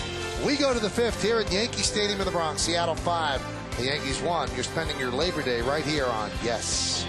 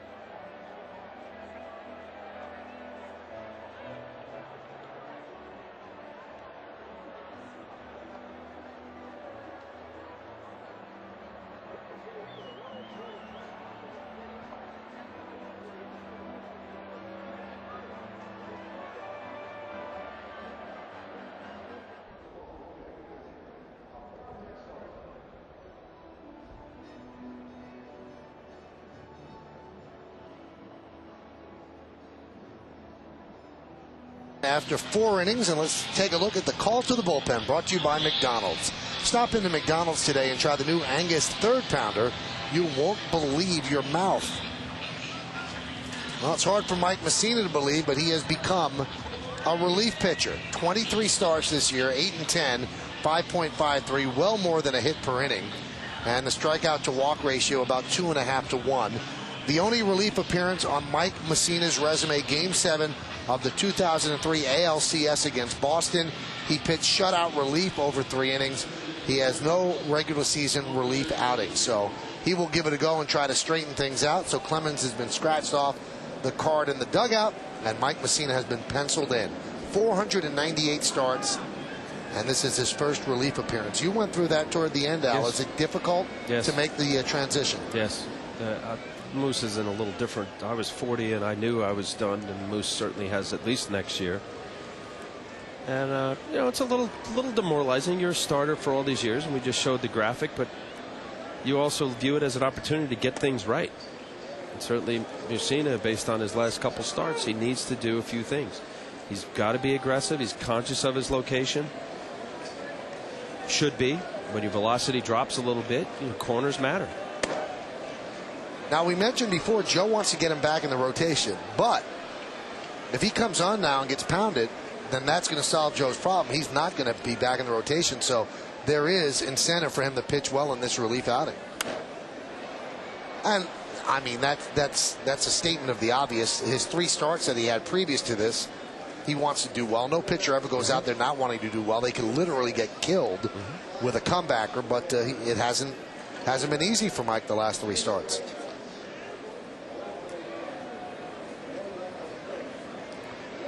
The 2-1. Now, Al, you saw, we broadcasted a couple of his starts. What did you see? Why was he struggling? Well, we see right here, velocity 86 to 88 miles an hour. It's down from where it was. And as I don't care who you are, he's got 247 big league wins. You lose a little confidence. And when you get in bad counts like this, 3-1, and you get this fastball away, you feel as though you have to be perfect. See, that fastball's up in the zone, 84 miles an hour. See Posada saying stay close. These are things that he's probably worked on with Guidry on the side. Staying close, hide the ball more. And as a result, you just lose the aggressiveness. And you know, we see plenty of big league pitchers that don't have great fastballs that are still very successful. I think of Tom Glavine right now. You know, he's not throwing the ball hard. Strike 3. Fastball on the outside corner. Vidro down looking. It's a perfectly painted fastball. Look at the glove. It has a little tail to it. Thigh high. Whatever Vidro was looking for, he just figured he couldn't foul this ball off. This is maybe a little liberal from home plate umpire Jerry Davis. Good pitch. Upside down K. Feel dizzy. Here's Jose Guillen. Count 1-0. And believe it or not, as a result of the struggles, and then here, of all places, New York, you have to hear about it, and it's dissected and analyzed to the nth degree. You know, it gets into your head. And then it becomes a mental thing. That one is drilled into left field. Johnny Damon back. It's going to be over his head, and one hop up against the wall. So Guillen is 2 for 3. But that almost begs the question, what came first, the chicken or the egg? Now, is it mental because he doesn't have the velocity that he once had, or does he not have the velocity because it's gotten to his head that he's not pitching well and he's trying to muscle it? No. He's 38. Slowly there's a regression to a pitcher. It's not a normal motion. It's not a normal act to throw a ball. That's why there's so many sorenesses and shoulder surgeries and elbow surgeries. So no, it's the regression and how guys make the adjustment. Look at Roger Clemens, you know, throwing a lot more split fingers. He's even introduced a few curveballs, and you know, recognizing down in the zone corners. It's not easy, you know, but middle of the plate 87 is very hittable for major league hitters. You got plus fastball stuff, you know, 93 or better. You get away with mistakes. And it's got to be a hard adjustment because when he was a dominant pitcher, he was up around 91, 92, and there's a big difference. That's a big 6 mile per hour difference. And you could even go, that's a good pitch right there. Moose, you know, he wants it, but feel good about a quality pitch. And even though Jerry Davis doesn't call that a strike, recognize it as a strike. This is a tough matchup for Mussina. Ibanez 10 for 21 against him with 1 home run. He knows that first base is open, but then you've got Beltre on deck. Chop towards second. Cano. And there are 2 outs as Guillen advances to third.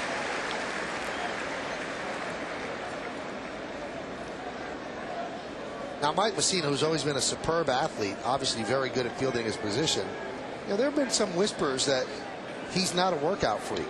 And if he took care of his body more, not that he doesn't take care of, but he's not a workout freak, that maybe he would not have lost that velocity. And he might have to rededicate himself over the offseason because he has a year left on his contract. If he wants to continue to pitch, he's got to find some of that velocity. And you could get some back if you do certain exercises. So we'll see what happens when he comes to Tampa next year. He is a creature of habit. Players are. There's a routine. Many players are superstitious. And because of his success, 247 big league wins, borderline Hall of Famer, solid front end starter for many years, that was his routine. And as a result of what you just said, you do have to look in the mirror and say, maybe I need to do certain things in my routine and regimen that will be different for me to sustain the stuff. And this is the crossroad for him.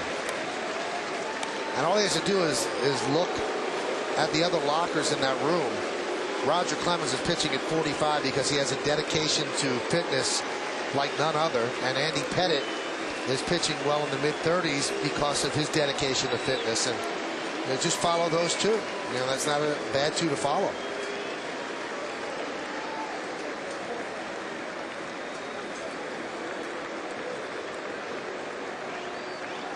And the 0-2.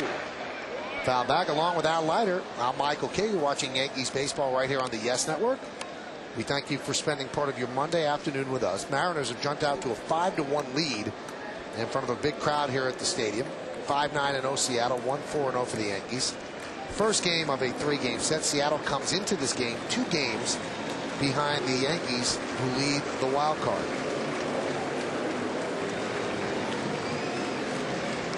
The 0-2. That one is blooped into center field. That is going to be caught by Cabrera for the final out of the 5th. So Mussina works the scoreless inning in relief. No runs ahead, no errors, and 1 man left. The end of 4.5. We're halfway through. 5-1 Seattle.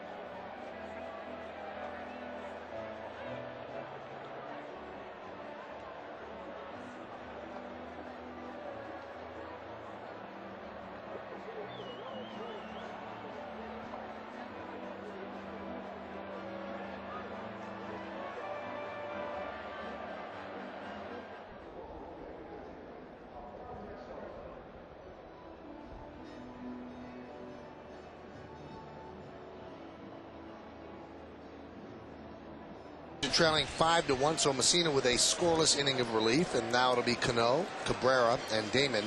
8-9-1 against Felix Hernandez. Count 1-0.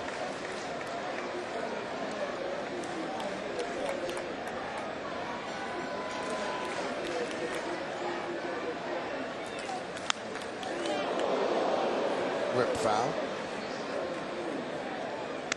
Michael, the danger of giving a little lead, and albeit in the American League, especially 4 runs, isn't huge. But a guy like Felix Hernandez is primarily a fastball guy, good breaking stuff, occasional change.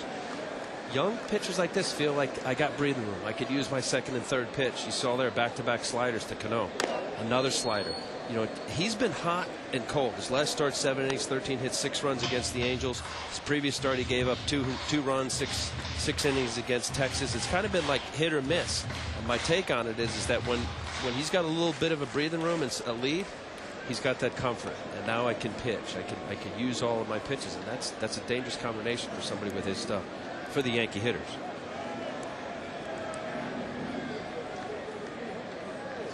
Hernandez 10-7 with a 4.08 ERA.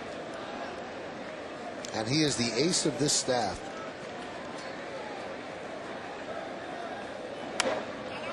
Right in on the fist and foul back.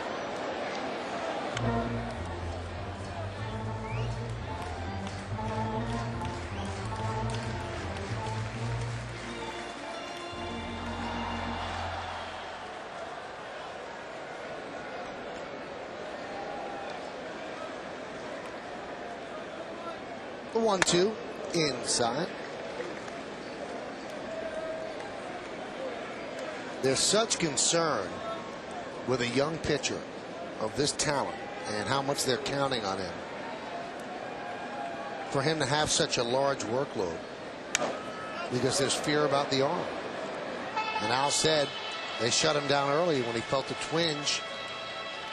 But then you're making him the lead guy in the rotation, and it's kind of, it works against that theory.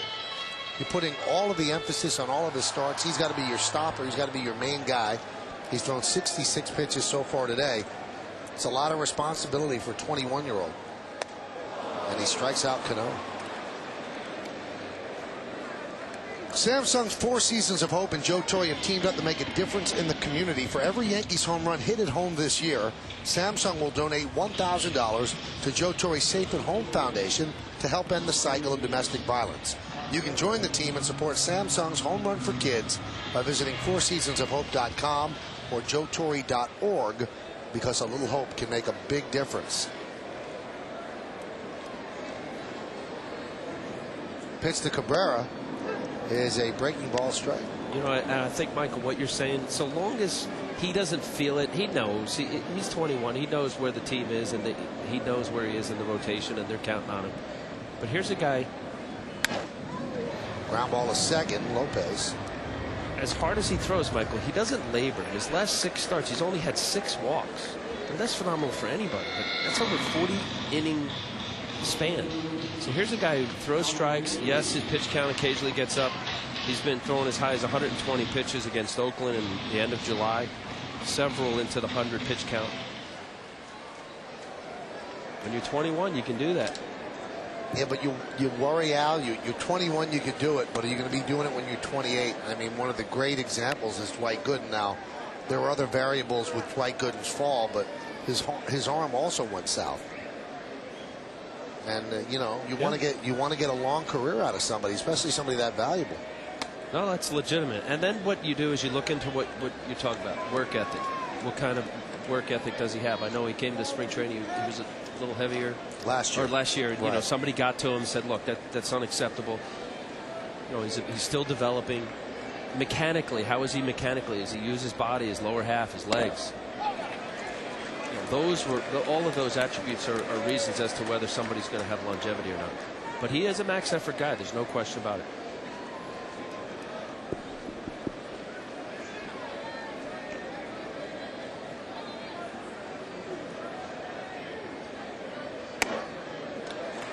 And Johnny Damon works a walk.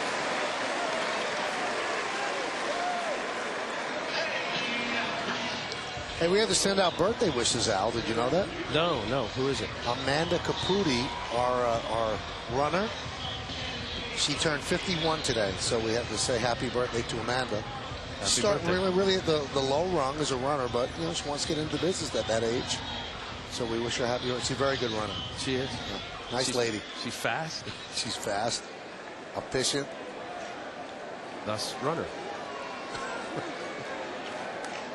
But we've had some runners that could be called walkers, you know, lopers. The pitch to Jeter is inside. So happy birthday to Amanda, and thank you for all your hard work. As you describe him, we're talking about Felix Hernandez. What a big taboo. You have a 4-run lead, especially against a Yankee lineup. 2-out walk to Damon. You don't want to do that. You want to make the hitters earn their way. Now what's that, Al? That's freeze spray. So it's a Freon? Not Freon. What's the freeze spray? Ethyl chloride? That sounds good. Numb it up. Didn't she live upstairs from the Ricardos? Ethel? Well, there's a trip to the mound now by Rafael Chavez, the pitching coach. And he's probably saying exactly, you got a 4-run lead here. What are you doing? Yeah. 4 pitch to Damon, 2-out walk in the 5th. Get your pitch count up, everything. There's no good to it. Put it down in the zone, make him earn it. And now he's 2-0 on Jeter.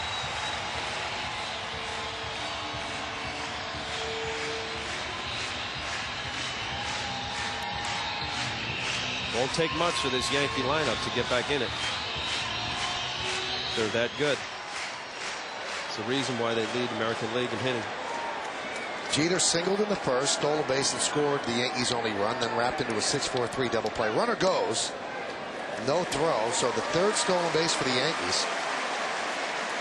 And that's significant because now a single makes it 5-2, and the deficit's not that big that run is insignificant. And a pitcher has to know that. Now a little scribble, as you say, Michael, anywhere to the outfield grass is a run scored.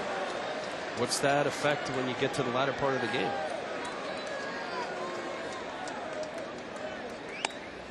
And he walks Jeter. So 2 successive walks with 2 outs. And now you bring up Abreu.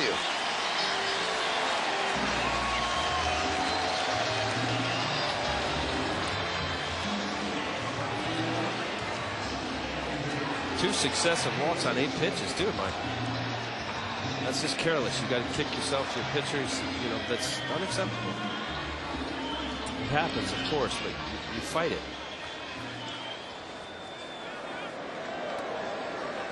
Following the lead of a lot of young pitchers, his cap is somewhat off, a little cockeyed. CC Sabathia wears it that way as well. Dontrell. But they're lefty. Yeah, this guy's righty. I'm surprised you didn't wear your cap like that. Why would you say that? Well, you're left-handed. A little wacky. Off center. Okay. I thought you'd wear like Hunt's Hall in the Bowery Boys. Boy, did that date a lot of people watching this game. Max Patkin? Max Patkin, that's right. The clown prince of baseball.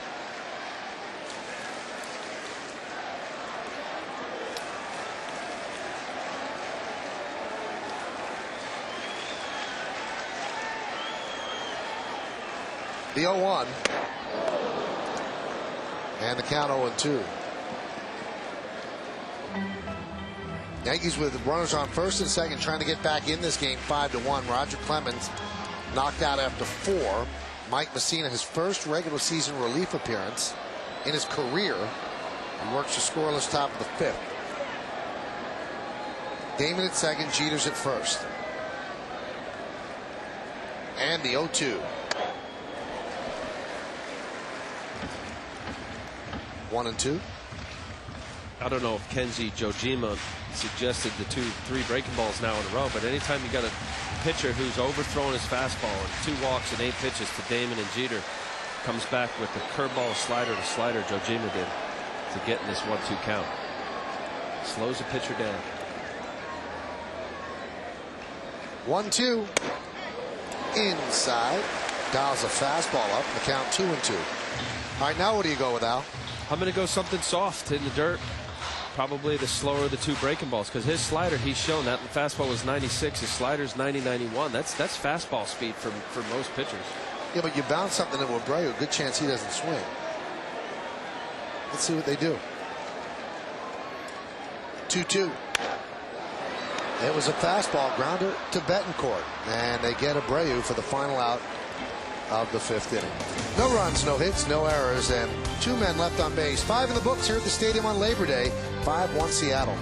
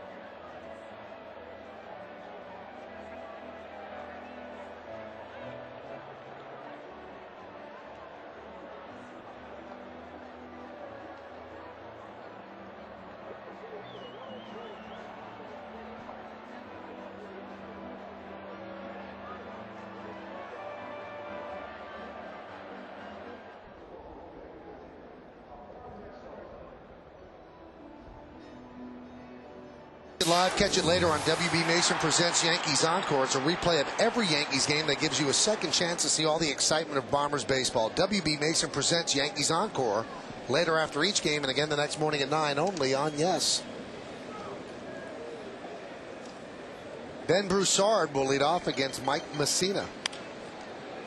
And the first pitch is fouled away. Now Mussina on in relief of Clemens, ironically enough, in his only other relief appearance, and that was in the playoffs in 2003. It was also in relief of Roger Clemens.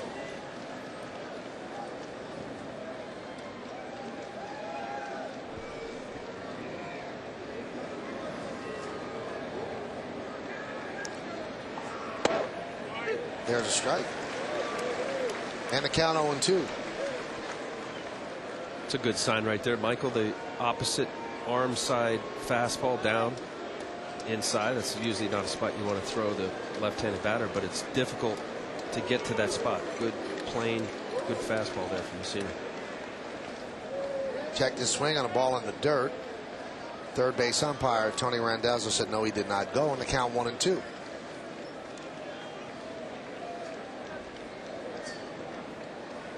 Andy Phillips broke his hand yesterday, shattered his wrist. He's already got the cast on. He's going to be out 4 to 6 weeks. You can only imagine what's going through his mind as he watches his team play without him. The 1-2. Now sitting next to him was Doug Minkiewicz, who had a long-term injury of his own. And Doug might be seeing some time as well. He's an outstanding defensive first baseman, and before he got hurt, his bat was starting to come around as well.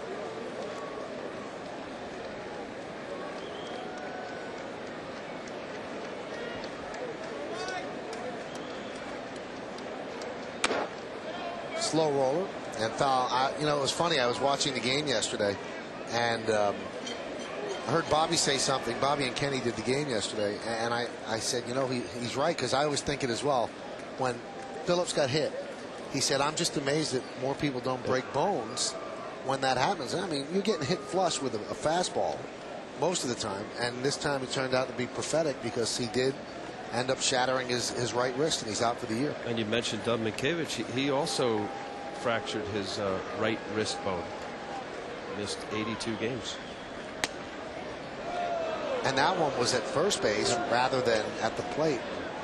But, you know, we've seen Jeter get hit so many times on the hand, and I guess they have very resilient bones. Especially the backhand. It just, once upon a time, you were taught when you strided to the plate or the pitcher, you turned away from the pitcher, not into it. You see a lot of guys now, when they check up, their hands are out in front of them and their body's exposed to the pitcher. Now this is the injury to Minkiewicz. It was an ugly collision at first base. At the time, you thought, you know, we were more worried about his head, but it was both. He had a concussion and his wrist was hurt. He was out of it.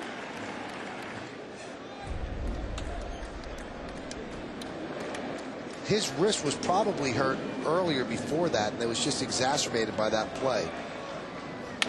Right back up the middle of base hit. Good hitting by Broussard, fouling off some pitches and lining a single up the middle. Good at bat, as you said, from Broussard. He was 5 for 20 coming into this at bat with 2 home runs of those 5 hits off of Mussina. See, this is a backdoor slider. He stays on the ball. Good 2-strike approach, meaning he doesn't try to pull off that ball. Normally a hitter who try to pull off the ball with a 2-strike approach hit a fly ball instead of a line drive.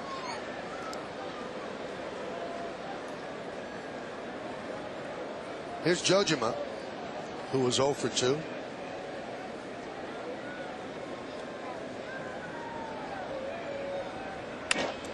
Line drive to left field. That is going to fall in front of Damon for a base hit. So back-to-back singles to open up the 6th inning.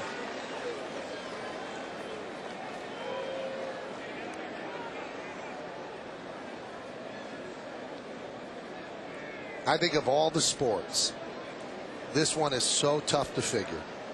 Yankees played about as well as a team could play against the Red Sox in every facet of the game. Outplayed them in every facet of the game.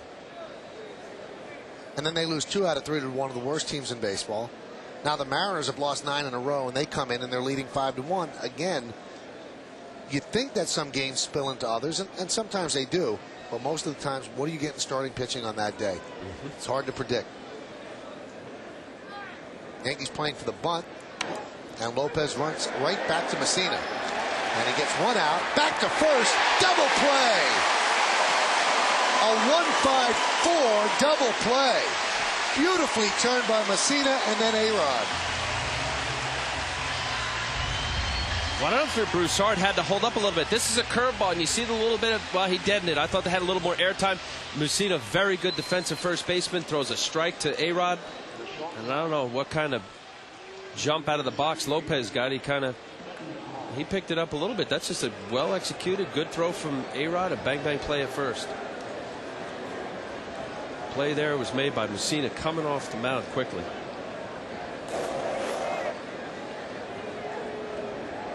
Here's Betancourt, big 2-run double off Clemens in the fourth. Really gave the Mariners and Hernandez some breathing room. He fouls the first pitch back 0-1. Big double play, Michael.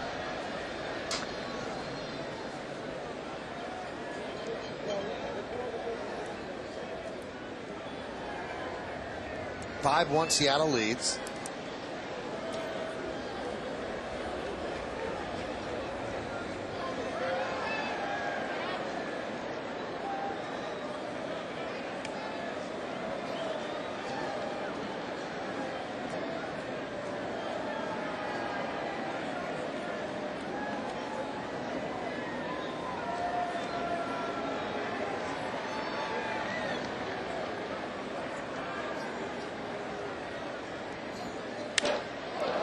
Fly ball left field and deep. Backing up is Damon. Still back. Track. Wall. He'll have to play it off the wall. 1 run will score. Betancourt's at second with an RBI double. And Seattle now leads 6-1. Boy, I thought this was a broken bat. It sounded like it was off the end of the bat. No, it got the barrel there. It just leaked a little bit out over the plate. See Betancourt getting enough of the barrel. And Johnny Damon, I thought, maybe he had it tracked. You see him go a little bit right center, and then the ball just keeps drifting. Today the ball's drifted out to the outfield. There's no question about it. Ends up being a play that Johnny can't get to, hitting off the middle part of that wall. How big does that double play seem now? Here's Ichiro, 3 for 3. He had come into the game 2 for 20 lifetime against Clemens, and then 3 for 3 against Clemens today, including a home run. Now has 201 hits this season.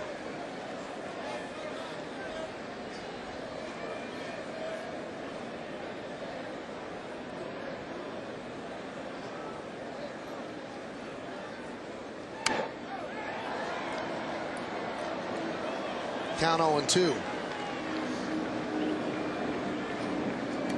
65 multi-hit games, and that's way in front of everybody else.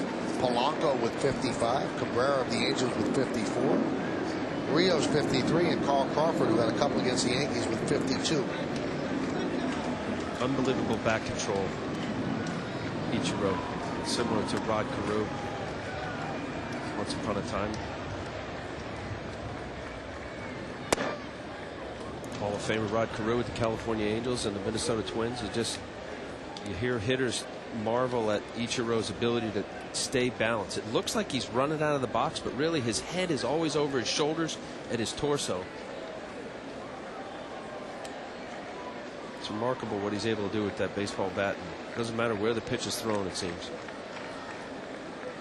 6-12-0 Seattle, 1-4-0 for the Yankees. Yankees got their run in the first, and they posted 4 zeros after that.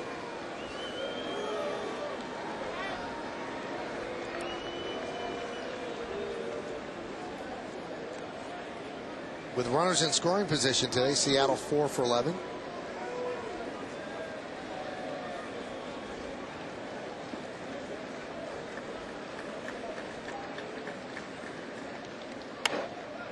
We saw Ichiro hit the home run in the third.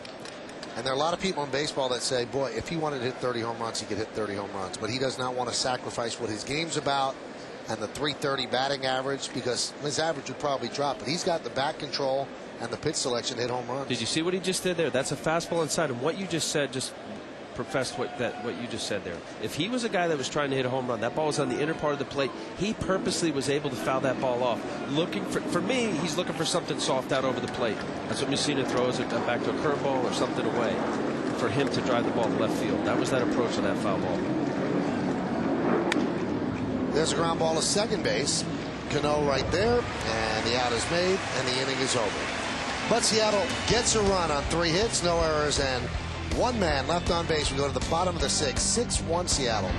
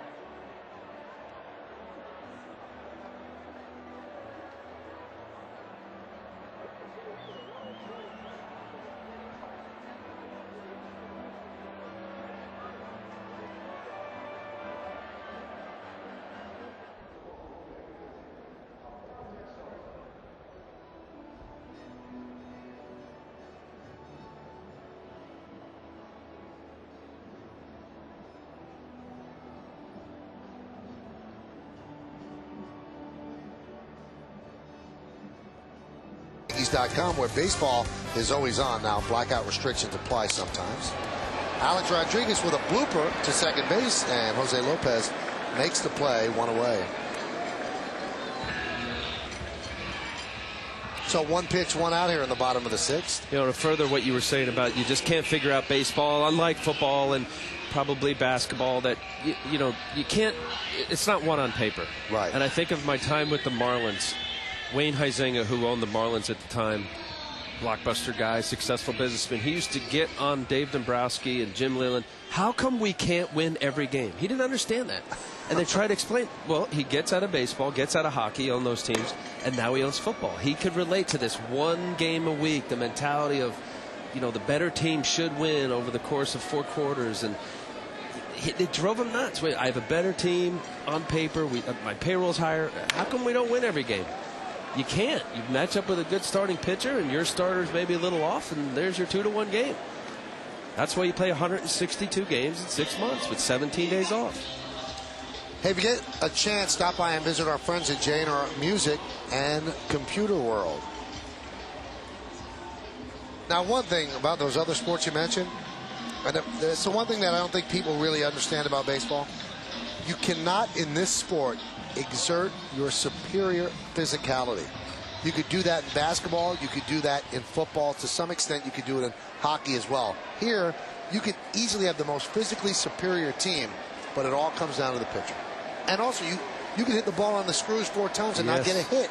So just because you're physically superior does not mean that you will succeed in baseball. That's why the Tampa Bay Devil Rays beat the Yankees 2 games out of 3. They're not anywhere near the team the Yankees are.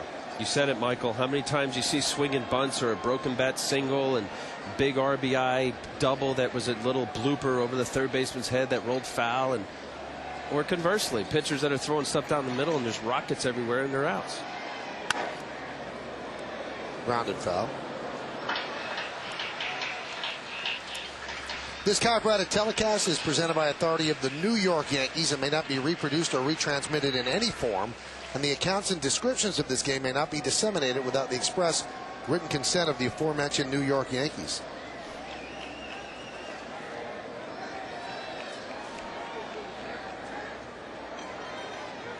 Posada 2 for 2. Ball gets away from Jojima. Along with Al Leiter, I'm Michael Kay.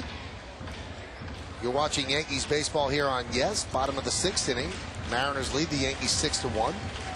Hope you had a great Labor Day weekend. And if you're heading out after this game to hit the roads, be careful. This is always a tough driving day. A lot of traffic, a lot of aggravation. So chill. Have a good time. The 1-2. Grounded foul in front of the plate. You might be taking a long drive today, right? I might. You know, you're scaring me a little bit there. I was going to drive down to the shore. I think I'm going the opposite direction of where everybody else is coming back to the city. I'd be going down. Now, why are you going to the shore? You have to do the game tomorrow. It's 65 miles, Michael. People commute that every day. Thanks for clearing that up. But why would you do that when you could go to go see mom and the family? That's a different story. Count 2-2.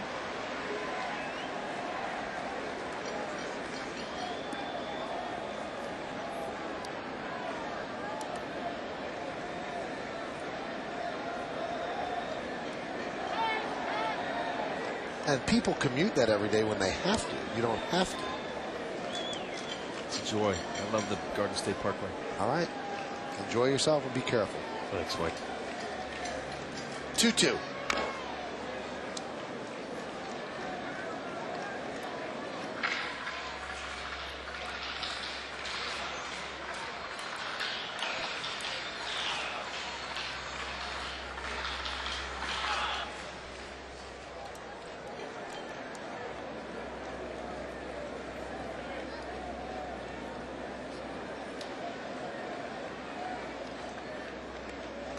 And he's worked the count full. You got a lot of nerve, Michael. Why is that? For a guy who's asking me why I would do that, for somebody who's never had ketchup, ate a banana, never eaten an egg. You're asking me why I'm driving 65 miles to the shore? You know, that's not even a parallel. You're a disgrace. I'm trying to save the wear and tear of 130 miles on your body. That's the last time I stick up for you or worry about you. The 3-2. Fouled away. And you totally got that information from the truck. Because you didn't come up on that on your own. Not to be forgotten. 6-1 Seattle leads.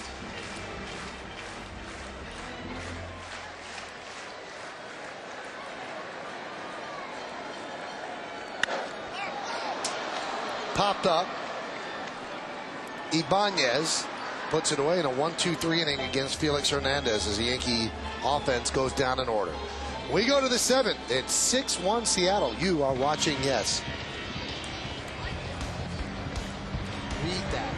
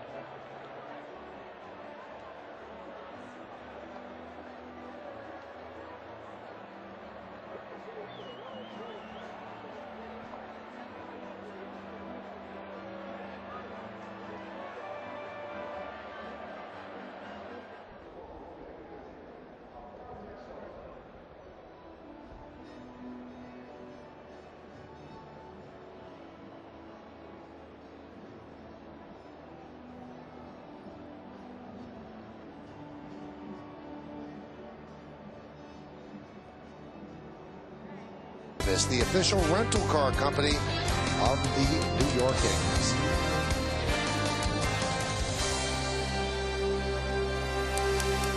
Mike Mussina with his third inning of work in relief of Roger Clemens. Yankees are trailing 6-1. So Mussina wants to keep it right here. Here's Jose Vidro. Now Vidro started off terribly, and last year he didn't have a good year either. Now he started to come around. In the second half, he's had a tremendous second half. 311, 6 homers, and 55 ribbies. He's the only Mariner without a hit today. And there's a ground ball to first. Snared there by Giambi, and he flips to Mussina, one away. And you know what it was with Vidro? You talk to people around the Mariners, and you see a nice play here by Giambi, who's playing a much better first base since coming back. Vidro just had his body worn down from playing on the artificial turf in Montreal. It just beat him down, where his body was just worn out for years, and only now is he starting to feel better.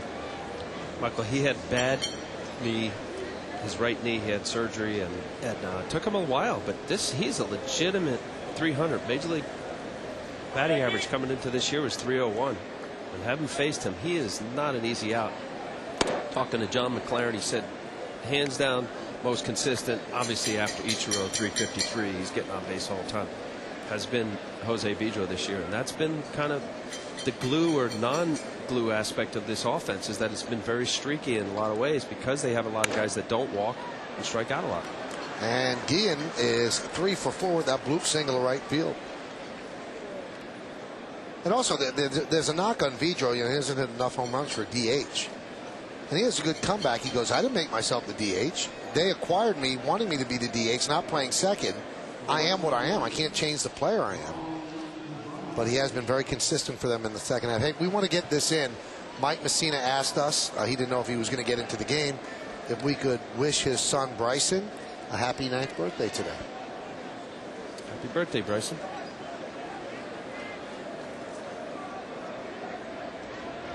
Here's Ibanez. Count 1-0.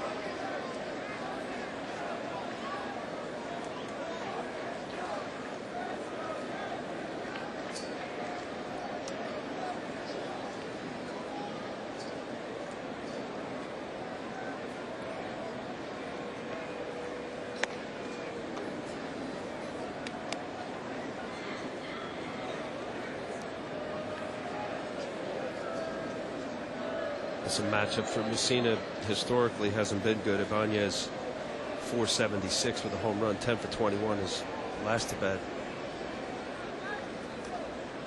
Mussina got him to ground out. The 2-0. So he got a little more life on his fastball today. That was 88 miles an hour.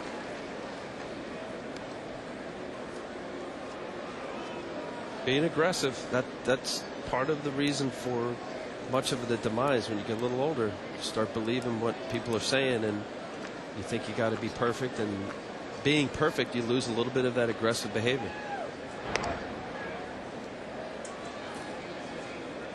Certain times when you can't explain as to why you made good quality pitches as a pitcher, and that little extra aggressive behavior, even though the gun reading still says 88, there's a different life to it. There's a different disposition and demeanor on the mound, and hitters sense that. They feel when a guy's being defensive. 2-1. Another good fastball, 2-2.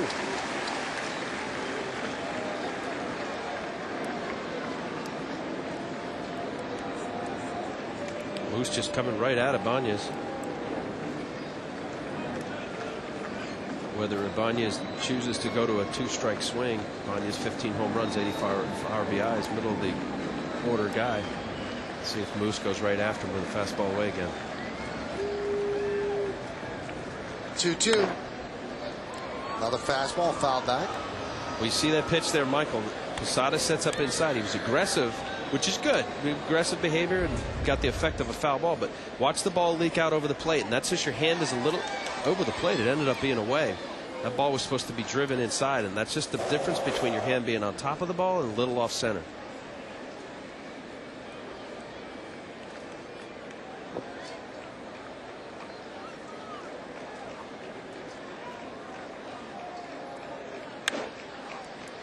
popped up. Here's A-Rod. And the crowd holds its breath every time there's a pop-up to A-Rod. He dropped one on Saturday against Tampa Bay.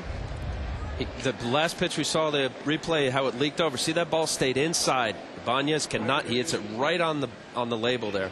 That is a jam shot right there. Mussina and Posada wanted that pitch in the previous at bat. It got a foul ball, and Ibanez got jammed there. That's a good pitch from Mike Mussina. Made the adjustment. Was able to get through the ball, hand on top, and finish.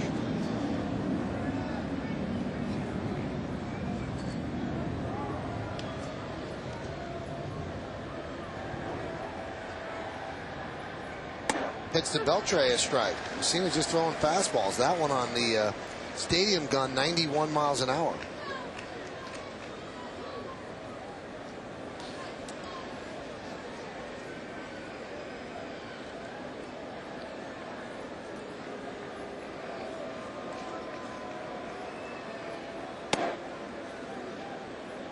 And the count 1-1 to Beltre.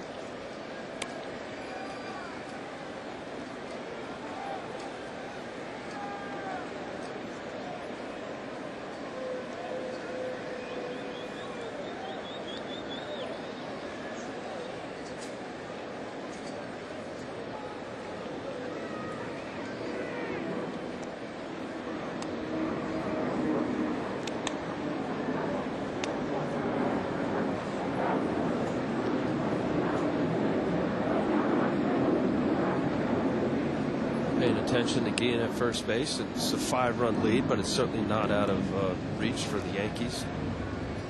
Making sure that Jose Guillen doesn't get a walking lead and easily steal second base here, putting him in scoring position with 2 outs. Tapped right back to Mussina, and that'll do it. No runs you hit, no errors, and 1 man left. 3 innings of relief for Mussina. He's allowed 1 run at the end of 6.5 time for the 7th inning stretch. Mariners lead 6-1. Stay where you are, though, as we honor America here in the Bronx by listening to the voice of Yankee Stadium, Mr. Bob Shepard. Now, please offer a moment of silent prayer as we remember the servicemen and women who are stationed around the globe. And especially remember those who have lost their lives defending our freedom and our way of life.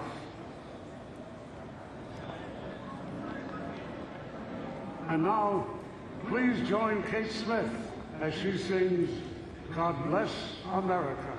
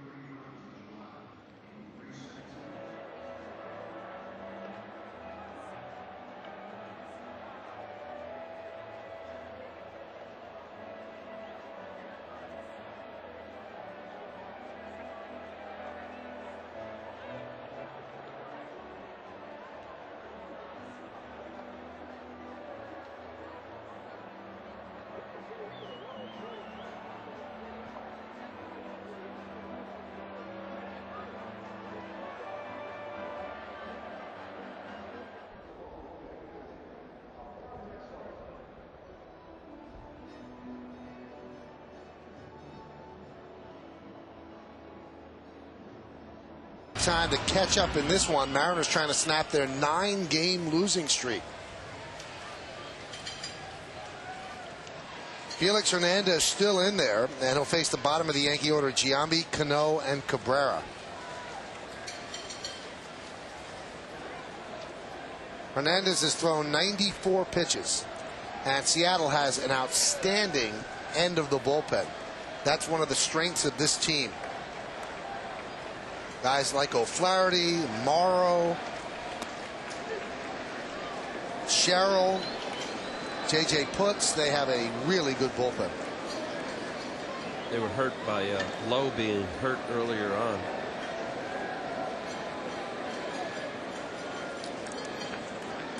J.J. Putz is awfully tough with his 37 saves. Now, Al and I were talking about this before the game, and it's something I think we're both in agreement on. You look at the Mariners. Now, as of September 1st, you can expand your roster up to 40. Now, a lot of teams don't do that because it's not cost effective, number one.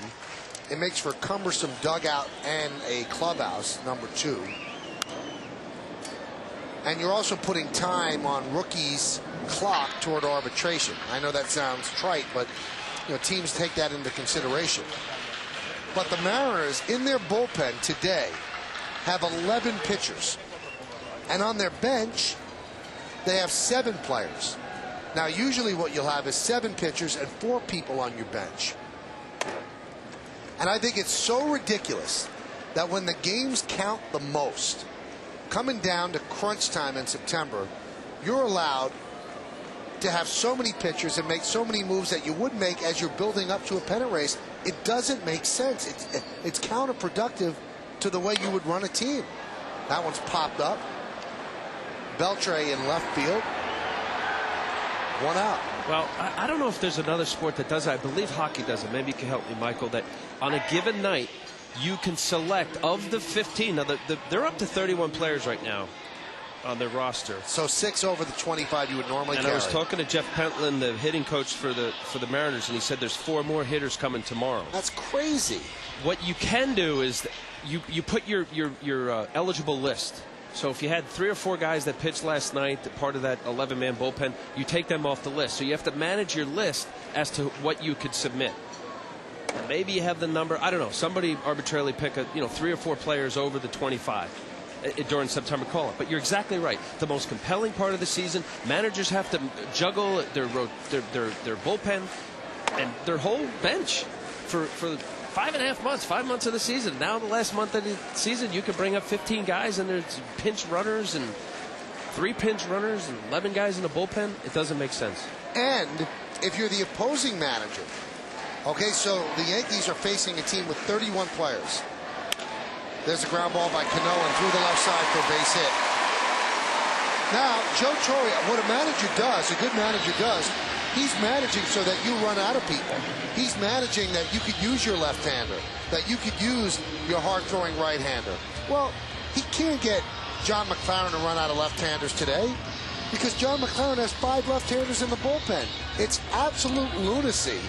And it's been happening for years in baseball that the most important part of the season, where postseason berths are decided, you're playing against lopsided rosters. Doesn't make sense. And I'm not, the Mariners are not doing anything illegally. The Yankees have a bigger than a 25-man roster as well. But it just doesn't make sense. It doesn't seem like it's fair.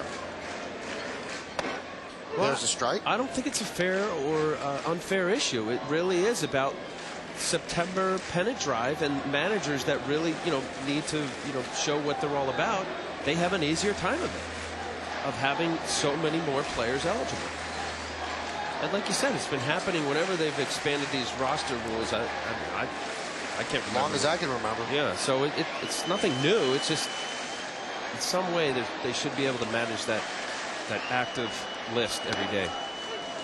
So you're saying that once it becomes September, they should have a 28-man roster. If you want to bring up 12 guys, right, but you've got to pick the 3 that are active. Yes. He's George Sherrill warming up in the bullpen. So, for instance, George Sherrill pitches 2 innings today. Well, he's not going to pitch tomorrow, and he was one of your call-ups. Only one of your call-ups, not your core 25. Okay. He'll be off the list tomorrow. So you kind of have to manage. You're going to go with 3 extra pitchers. You're going to go with an extra stick. 104 pitches for Felix Hernandez. That one's foul back.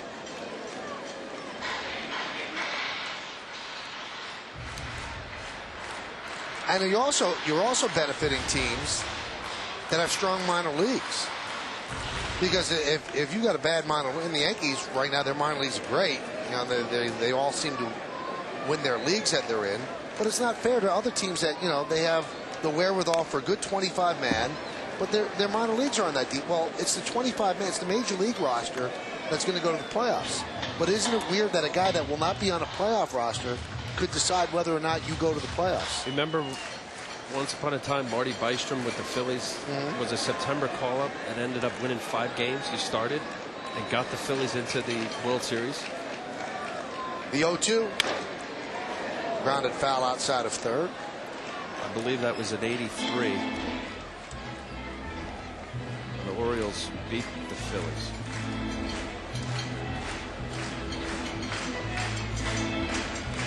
Some teams don't like it, Michael. They don't want to be cluttered in clubhouses with guys that are just there for, you know, a reward for having a good minor league season.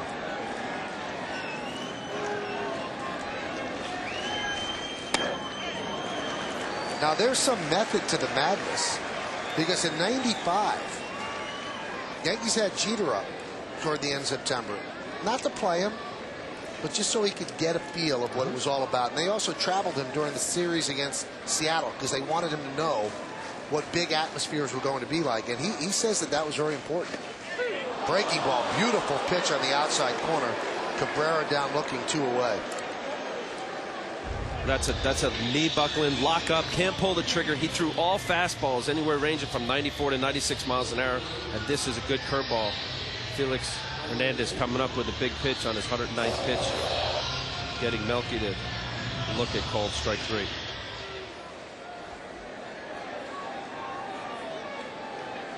There's Johnny Damon. Rip foul.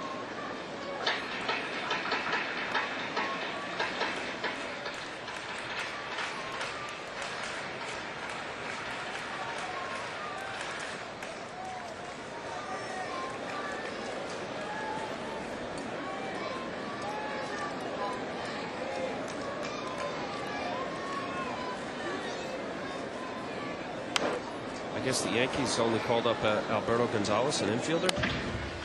And Veras. Jose Veras, yes.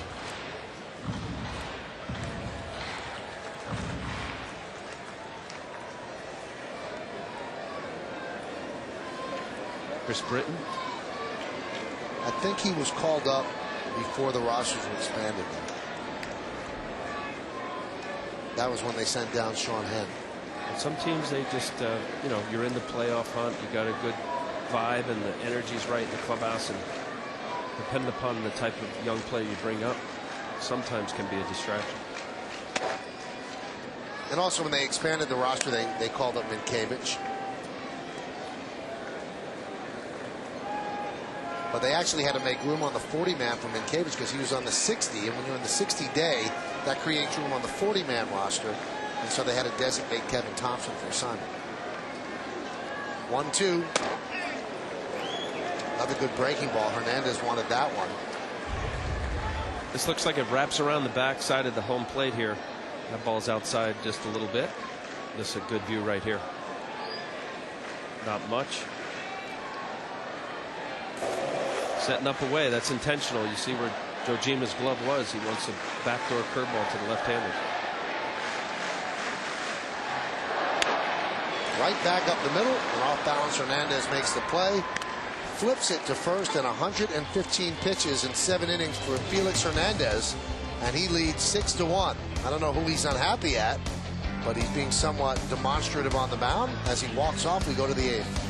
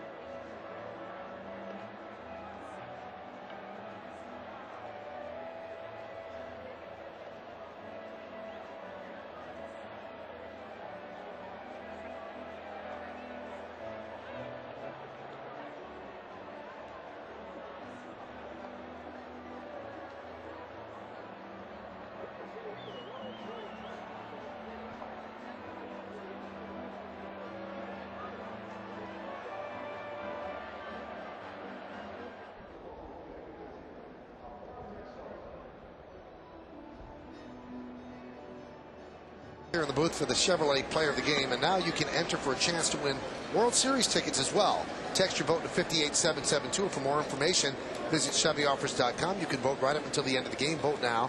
Make your voice heard. Today's candidates are Felix Hernandez, 1. Number 2, Alex Rodriguez. Number 3, Ichiro. Number 4, Yuniesky Betancourt. Standard text messaging rates apply. Mike Mussina entering his 4th inning of work. He's allowed 1 run over the first 3. And he deals a ball to Ben Broussard. 6-1 Seattle leads, trying to break a 9-game losing streak.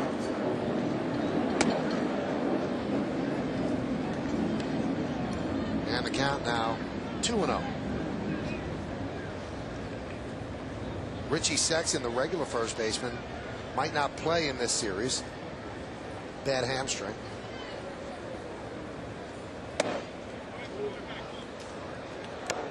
The count 3-0.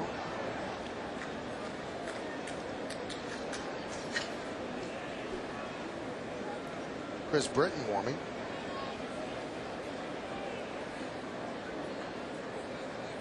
There's a strike.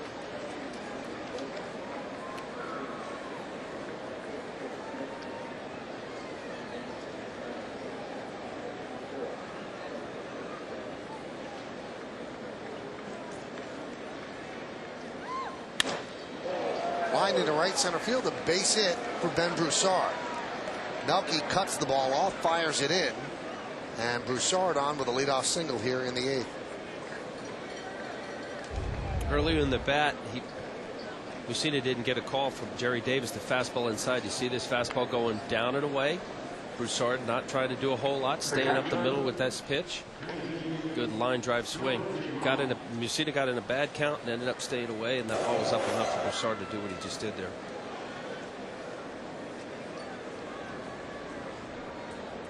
Second hit for Broussard. Here's Jojima, who's 1 for 3. And there's a breaking ball strike.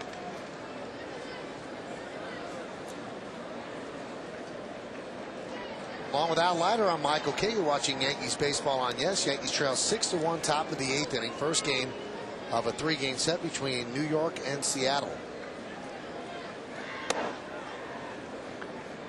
Count 2-0.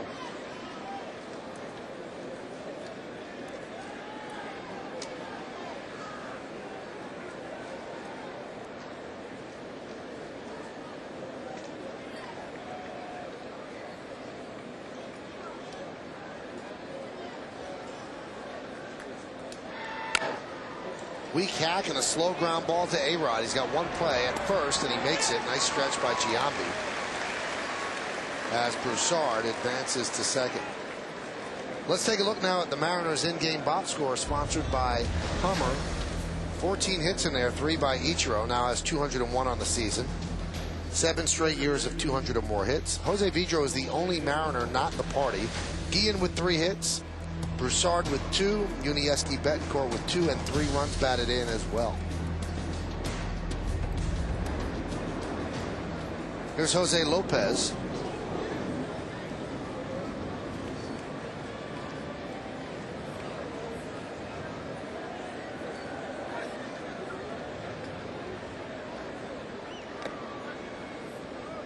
Count 1-0.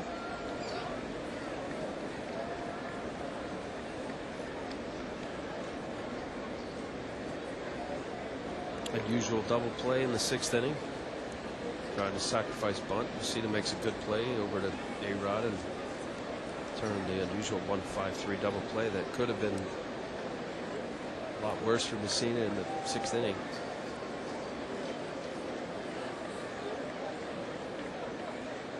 One-0. 2-0.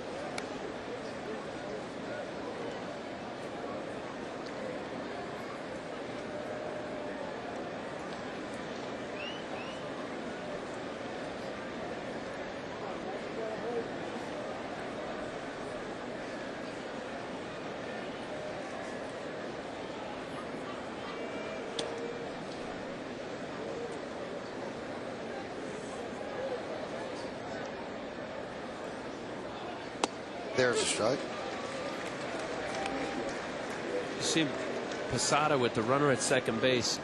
Mussina and Posada, pitchers have all different signs, but Posada will do stuff with, he'll touch his mask and his chest protector and his glove and different parts of the body. That will tell Mussina and also the middle infielders as to what sign it's going to be. Obviously, we don't know what it is as far as the taps, but the signs are constantly changing.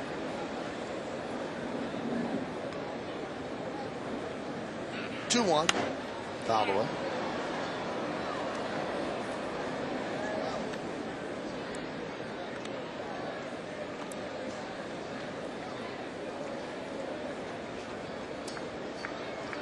Broussard at second, especially if you have a guy at second base that's been there a lot.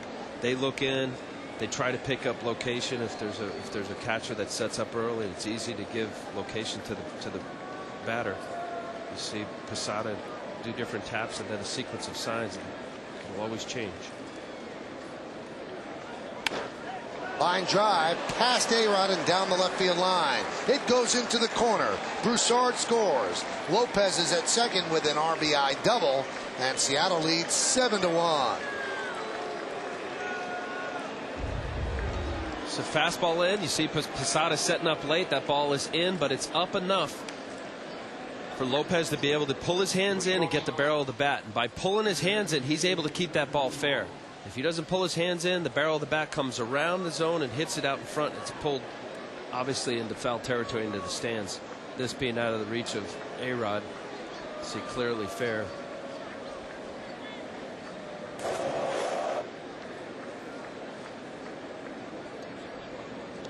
Here's Betancourt. And there's a strike. Second run allowed by Mussina.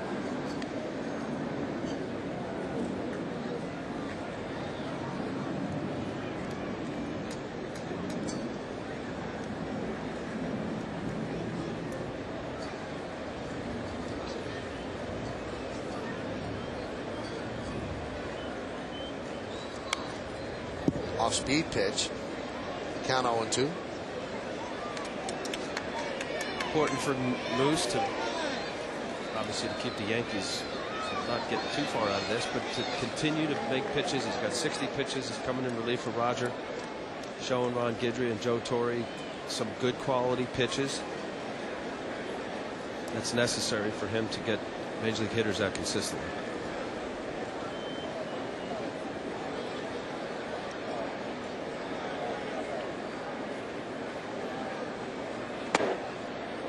Just missed. Count 1-2. 7-1. Seattle leads the Yankees. We're in the top of the 8th inning.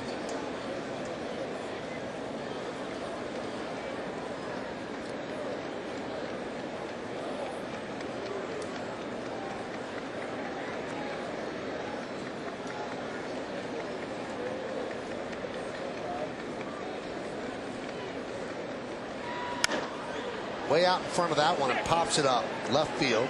Damon fights the sun for the second out.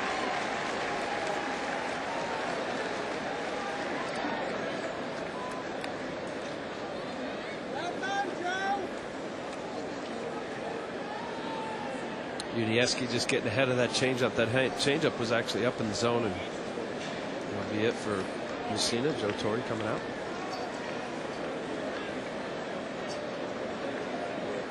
So Mike Mussina will get a nice hand. Gave up 2 runs in 3 2/3. They will call the bullpen to face Ichiro, trying to hold it right here at 7-1. Stay where you are.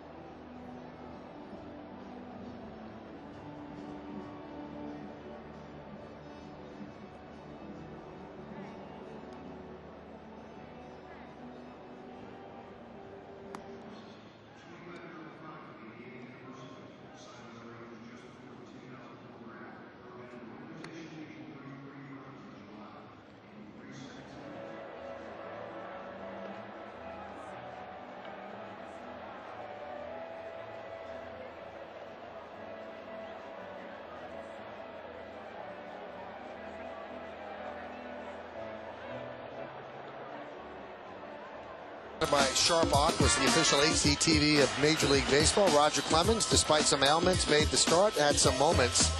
But the Mariners got the job done defensively and also offensively against the Rocket. He lasted just 4 innings. And Ichiro made history with another 200-hit season, 7 in a row. So a crowd of 54,522, Yankees 42nd straight sellout. Not straight, 42nd sellout of the year.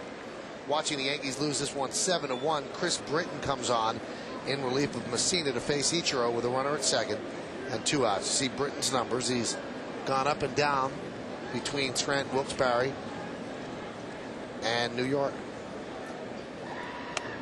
Pitch is upstairs. Ichiro singled, home run, singled, and then grounded to second base.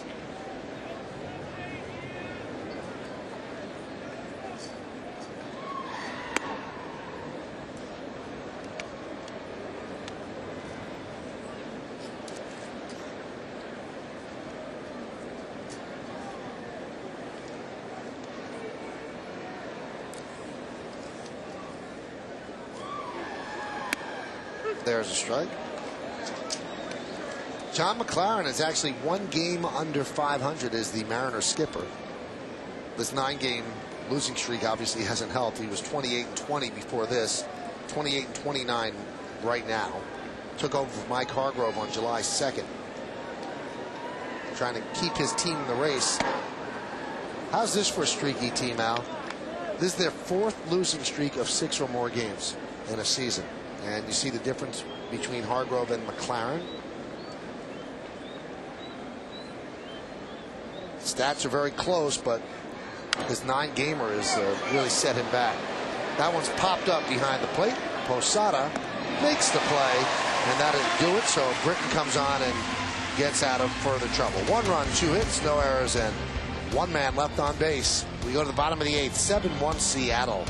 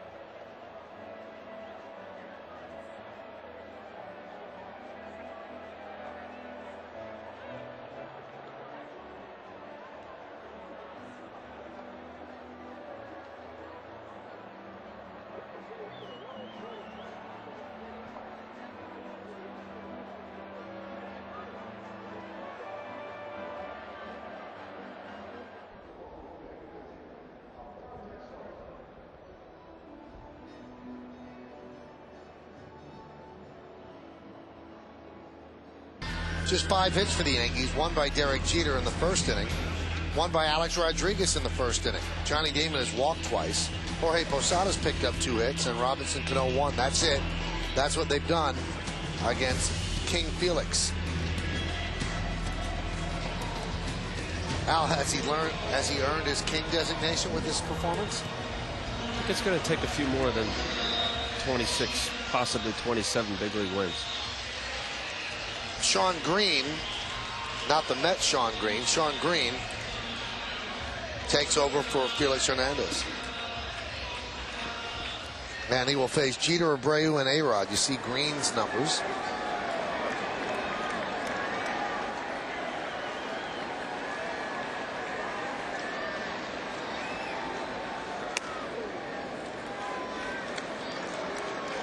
down 1-0.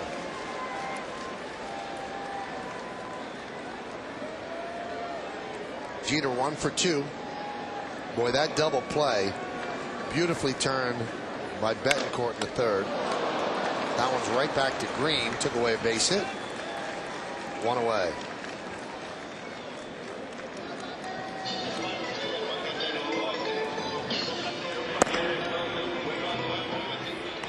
Kyle Farnsworth warming for the Yanks.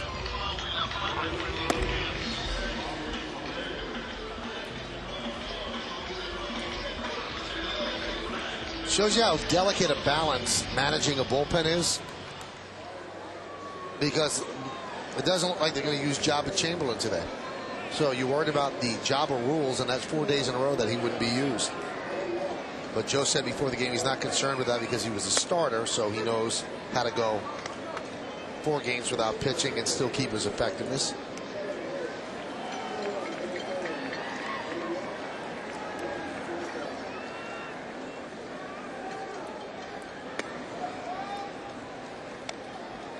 See Sean Green being tough on right-handed batters. He's kind of a slinger, low three-quarter, a lot of sinking movement.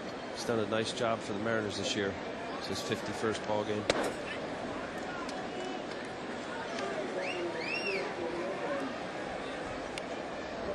Typical righty specialist kind of guy that comes in and very tough on righties with arms and legs. And ground ball to Betancourt. 2 away.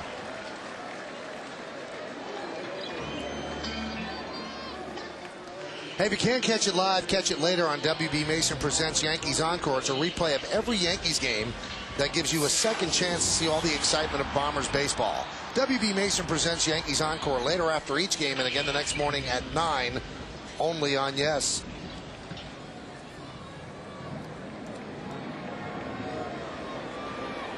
Here's Green against Alex Rodriguez, and it's 1-0. Alex with a bloop RBI single in the first, just over the head of Betancourt, 130th ribby, and now a single here in the 8th. So he's 2 for 4. 8 for his last 20. Well, the Yankees need to start doing something, and doing it soon, because they are running out of outs. Only 4 left. his sinker is more of the middle of the plate. That's why Green is effective against right-handers. Alex was able to get the barrel of the bat. 260 right-handers are batting this year. 339 left-handers.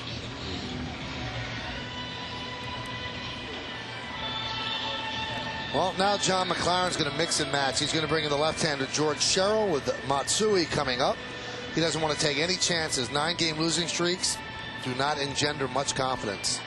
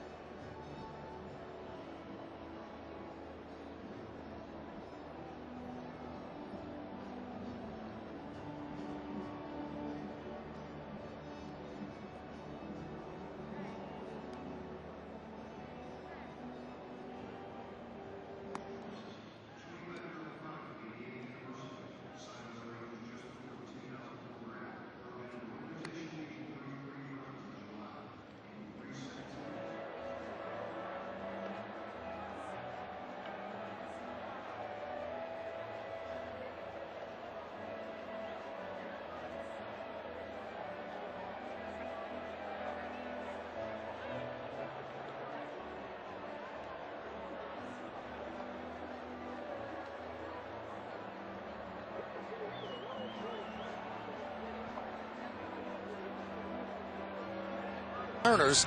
Complete coverage starts at 6:30 with the Tri-State Ford pregame. Yankees against the Mariners tomorrow night, starting at 6:30 only on Yes. Well, it's not been picture perfect if you're a Yankee fan, that's for certain. Roger Clemens lasted 4. Mike Mussina gave up a couple of runs in 3 2/3 of relief. The Yankee offense has done nothing against Felix Hernandez, Sean Green, now George Sherrill. You see his numbers, they are outstanding. Well more than a hit per inning. Strikeout to walk ratio about 4-1. And that one gets past Jojima to the backstop, so he promptly throws a wild pitch, moving A-Rod to second. George Sherrill, primarily a left-handed specialist, 63 games, 39 innings. With that ratio of appearances and innings, he's coming in for a lefty, and he's got a big sweeping curveball. Very, very tough on a left-handed pitcher. The batter. Lefties are batting 165 off of him this year.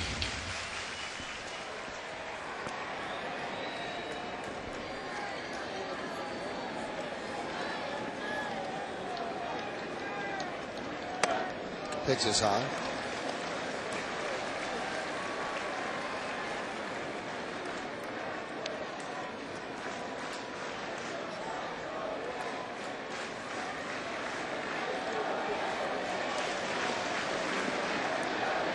Two 0.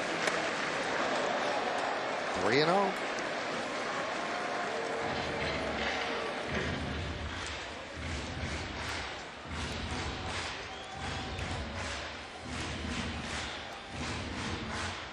Posada waits on deck.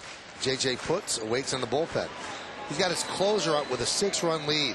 That's what a 9-game losing streak will do. The 3-0. There's a strike. Painted the outside corner, 3-1.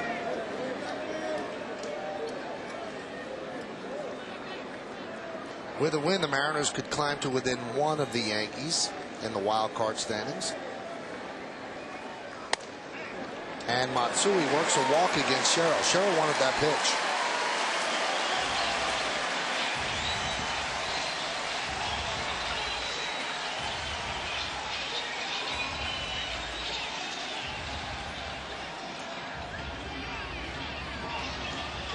Well, with Posada, lefty or righty, it really doesn't matter. He's been wearing both sides out. 331 against lefty and 329 against right-handers. You know, one thing now, the pitching coach comes out and talks with Sherrill, and maybe I'm overanalyzing this, Al. When you start micromanaging like this, then you're showing your team that you're also a little bit tight about losing 9 games in a row.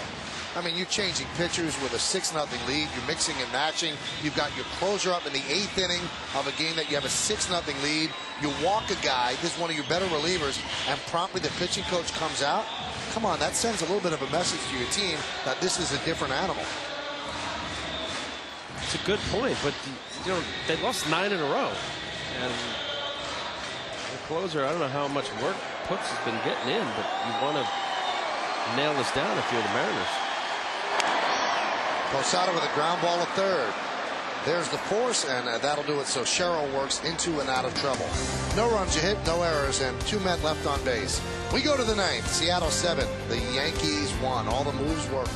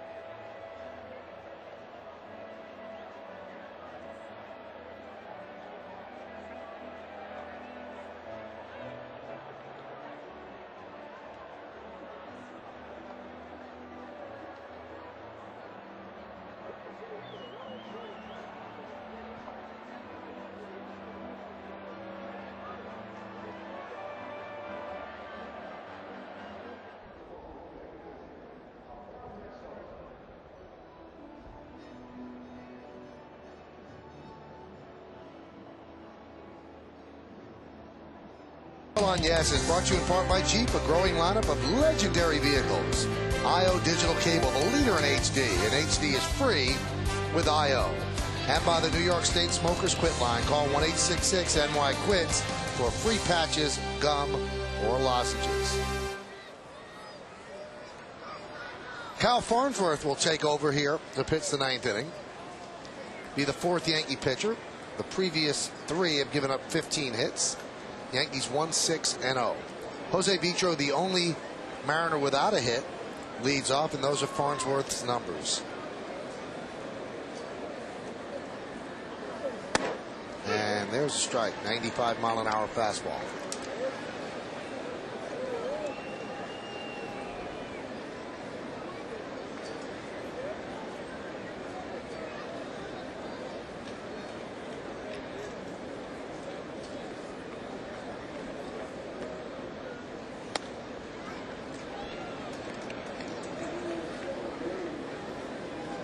Been 5 days since Farnsworth has pitched in his last appearance. It was Wednesday's win against the Red Sox.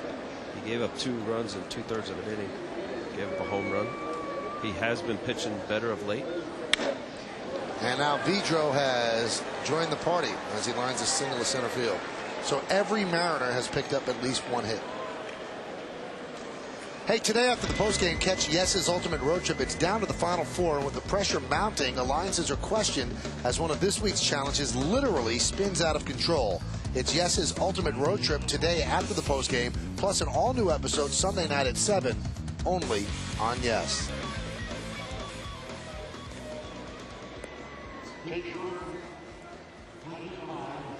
Pinch running for Vidro is Charlton Jimerson.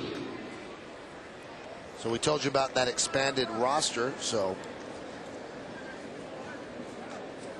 Charlton gets into the game. Vidro now 5 for 7 lifetime against Farnsworth. Jimerson gets back.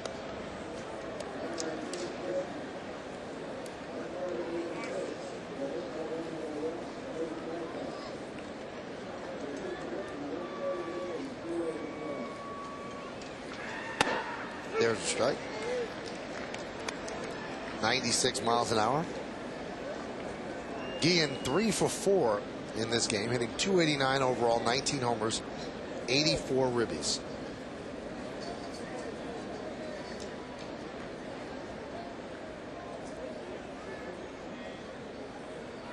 Since the All-Star break, Seattle is 24-26.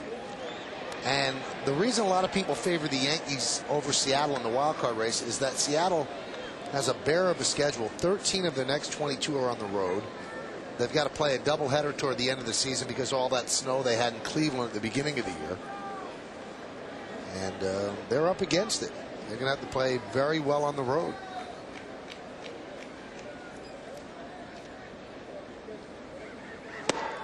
Swing and a miss on a slider. Nice pitch.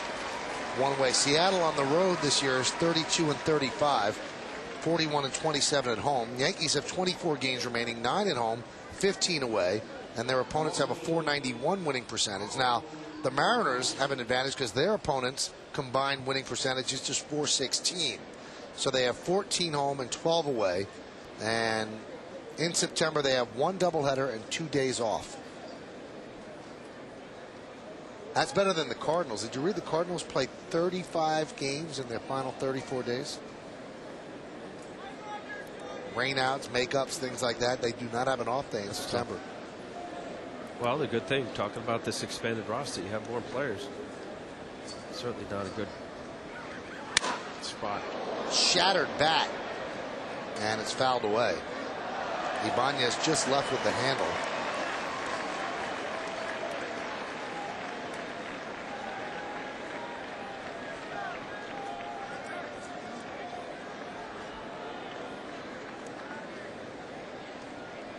Yeah, bats don't just crack anymore. They explode. That's that maple. It used to be mostly in all ash wood, and now Major League bats are made of maple and other hardwoods.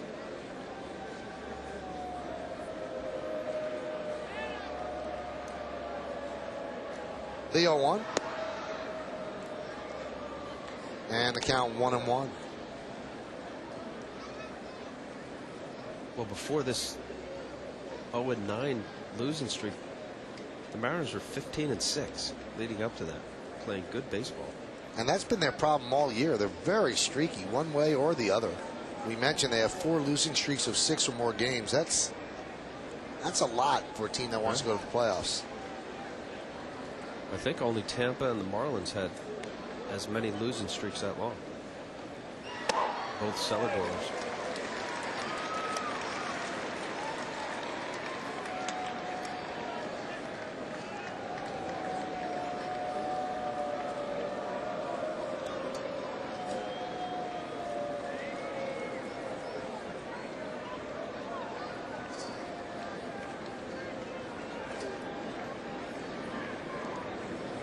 One-two. Could not hold up on the breaking ball. He goes down on strikes. Along with Al Leiter, I'm Michael Kay. You're watching Yankees baseball right here on the Yes Network. We thank you for joining us on this Labor Day. Your weekend's gone well. 7-1, Seattle leads. Well, Ibanez now 1 for 5, and if you are in fact keeping score at home, in the 3rd inning, where he grounded into that double play, which was an interference call on Jose Guillen going into Jeter, that has not scored a double play for Ibanez, so he's just credited with grounding out. They're 2 separate outs. They are not considered a double play, so he doesn't get that saddled onto his offensive line. So what's the score? It's still a 4-6-3 double play, but personally he does not get the double play given to him. So when you look at his stat line, it doesn't say ground into double play 1. And that's from the official scorer, Howie Carpet. The 0-1. Well, I'll tell you what, Al, when Farnsworth has that slider working, he is very near unhittable. And that says a lot for anybody who pitches as fast at the velocity that Kyle Farnsworth shows. You still have to show hitters the assortment of off-speed pitches. He buries his speeds on that breaking ball, and you're right, Michael. When he's got that on, he is nearly unhittable. He's got so many different weapons. Beltre's 0 for 14 lifetime against Farnsworth. And now he's 0 for 15. A ground ball, broken bat, over to A-Rod and across the diamond. That'll do it. So a pretty good inning for Kyle Farnsworth. No runs a hit, no errors, and 1 man left. Well, the Yankees have to try to get it done against the closer, J.J. Putz, in the bottom of the 9th.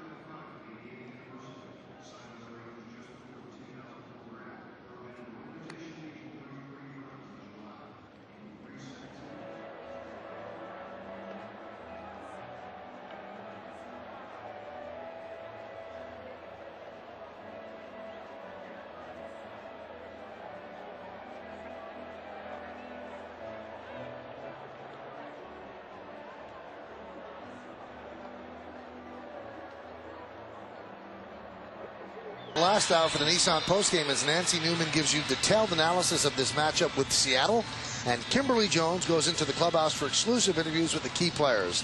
It's the Nissan postgame, and it's right here on Yes. Well, the Mariners will try to get the final 3 outs of this 7-1 lead with their big right-hander closer, J.J. Putz, and he is, because he pitches in Seattle, I don't know if a lot of people really know that much about him, but Al, he's one of the best in the game now. He is. Look at these numbers: 1.48 ERA, 37 saves, 31 hits in 61 innings, 67 strikeouts. More strikeouts to innings, 12 walks. These are dominant numbers right here, folks. 43 base runners out in 61 innings. That's superior closer numbers. And that's why he's got 37 saves. I believe that leads the American League, doesn't it? He'll face the bottom of the Yankee order, Giambi, Cano, and Cabrera.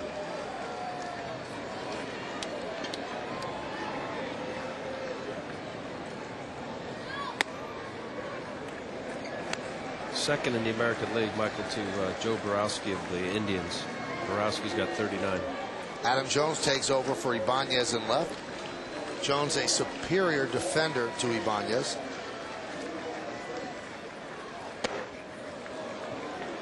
And the count 1-1. So Hernandez went 7. Sean Green went 2/3 of an inning. George Sherrill went 1/3 of an inning. And now it's time for J.J. Putz.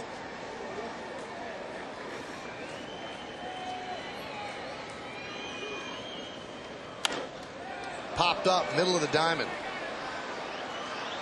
The shortstop, Betancourt, 1 away. So Giambi is 0 for 3 with a walk.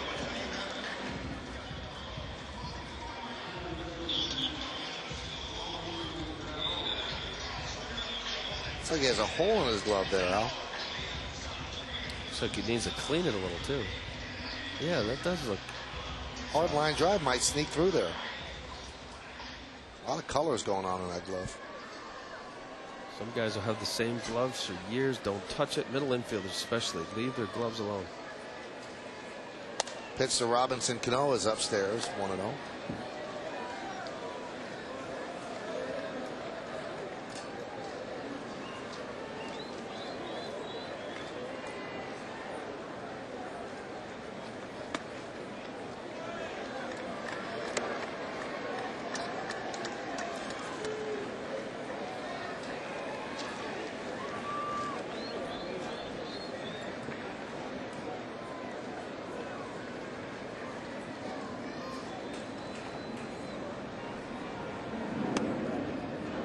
Now 3-0.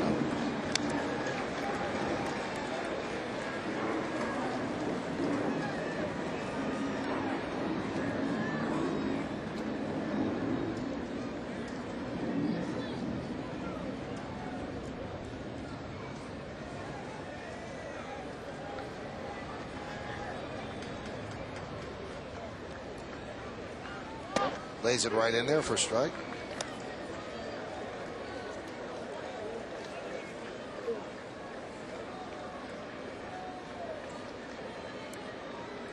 Makes Putz so difficult to hit from the left side. He's got a split finger that really the bottom drops out of it. Explosive fastball split. Similar to a Papelbon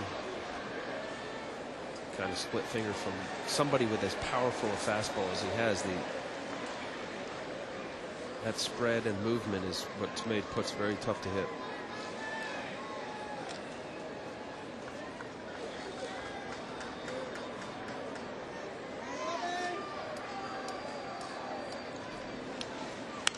Right in on the hands.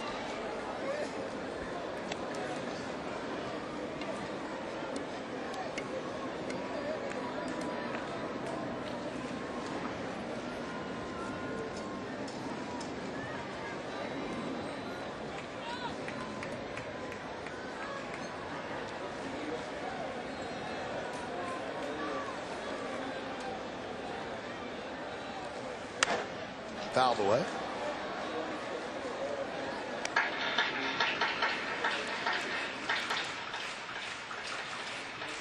So Putz, the closer, is battling, trying to nail this one down. Good at bat right here from Robinson Cano, fighting off the good fastballs running away. Tough to keep repeating the delivery, making pitches here. And he does, though. Blows a fastball by him, up and in, 2 away. Yankees down to their final out.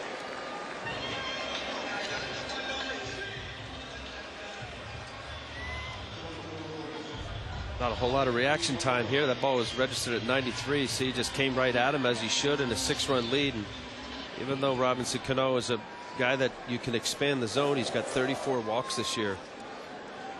A lot better than last year. He had 18 walks and 16 walks the year before.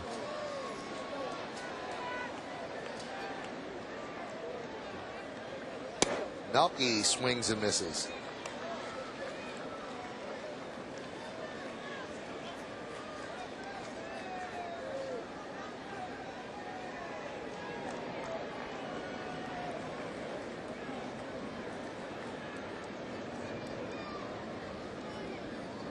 The 0-1.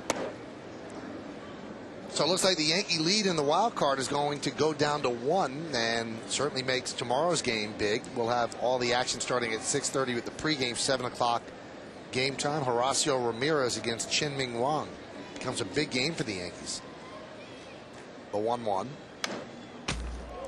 1-2. The Mariners were getting swept over the weekend, and if the Yankees had done what they're supposed to do against Tampa, they'd have some breathing room coming into this series, but instead it was just a 2-game lead. And for Seattle, that's something that they had to lean on.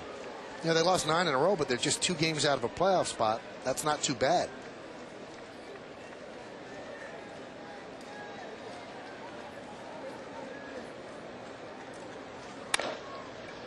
That one's chopped left side. Betancourt off balance throw, got him, and that'll do it as the Yankees lose this game 7-1.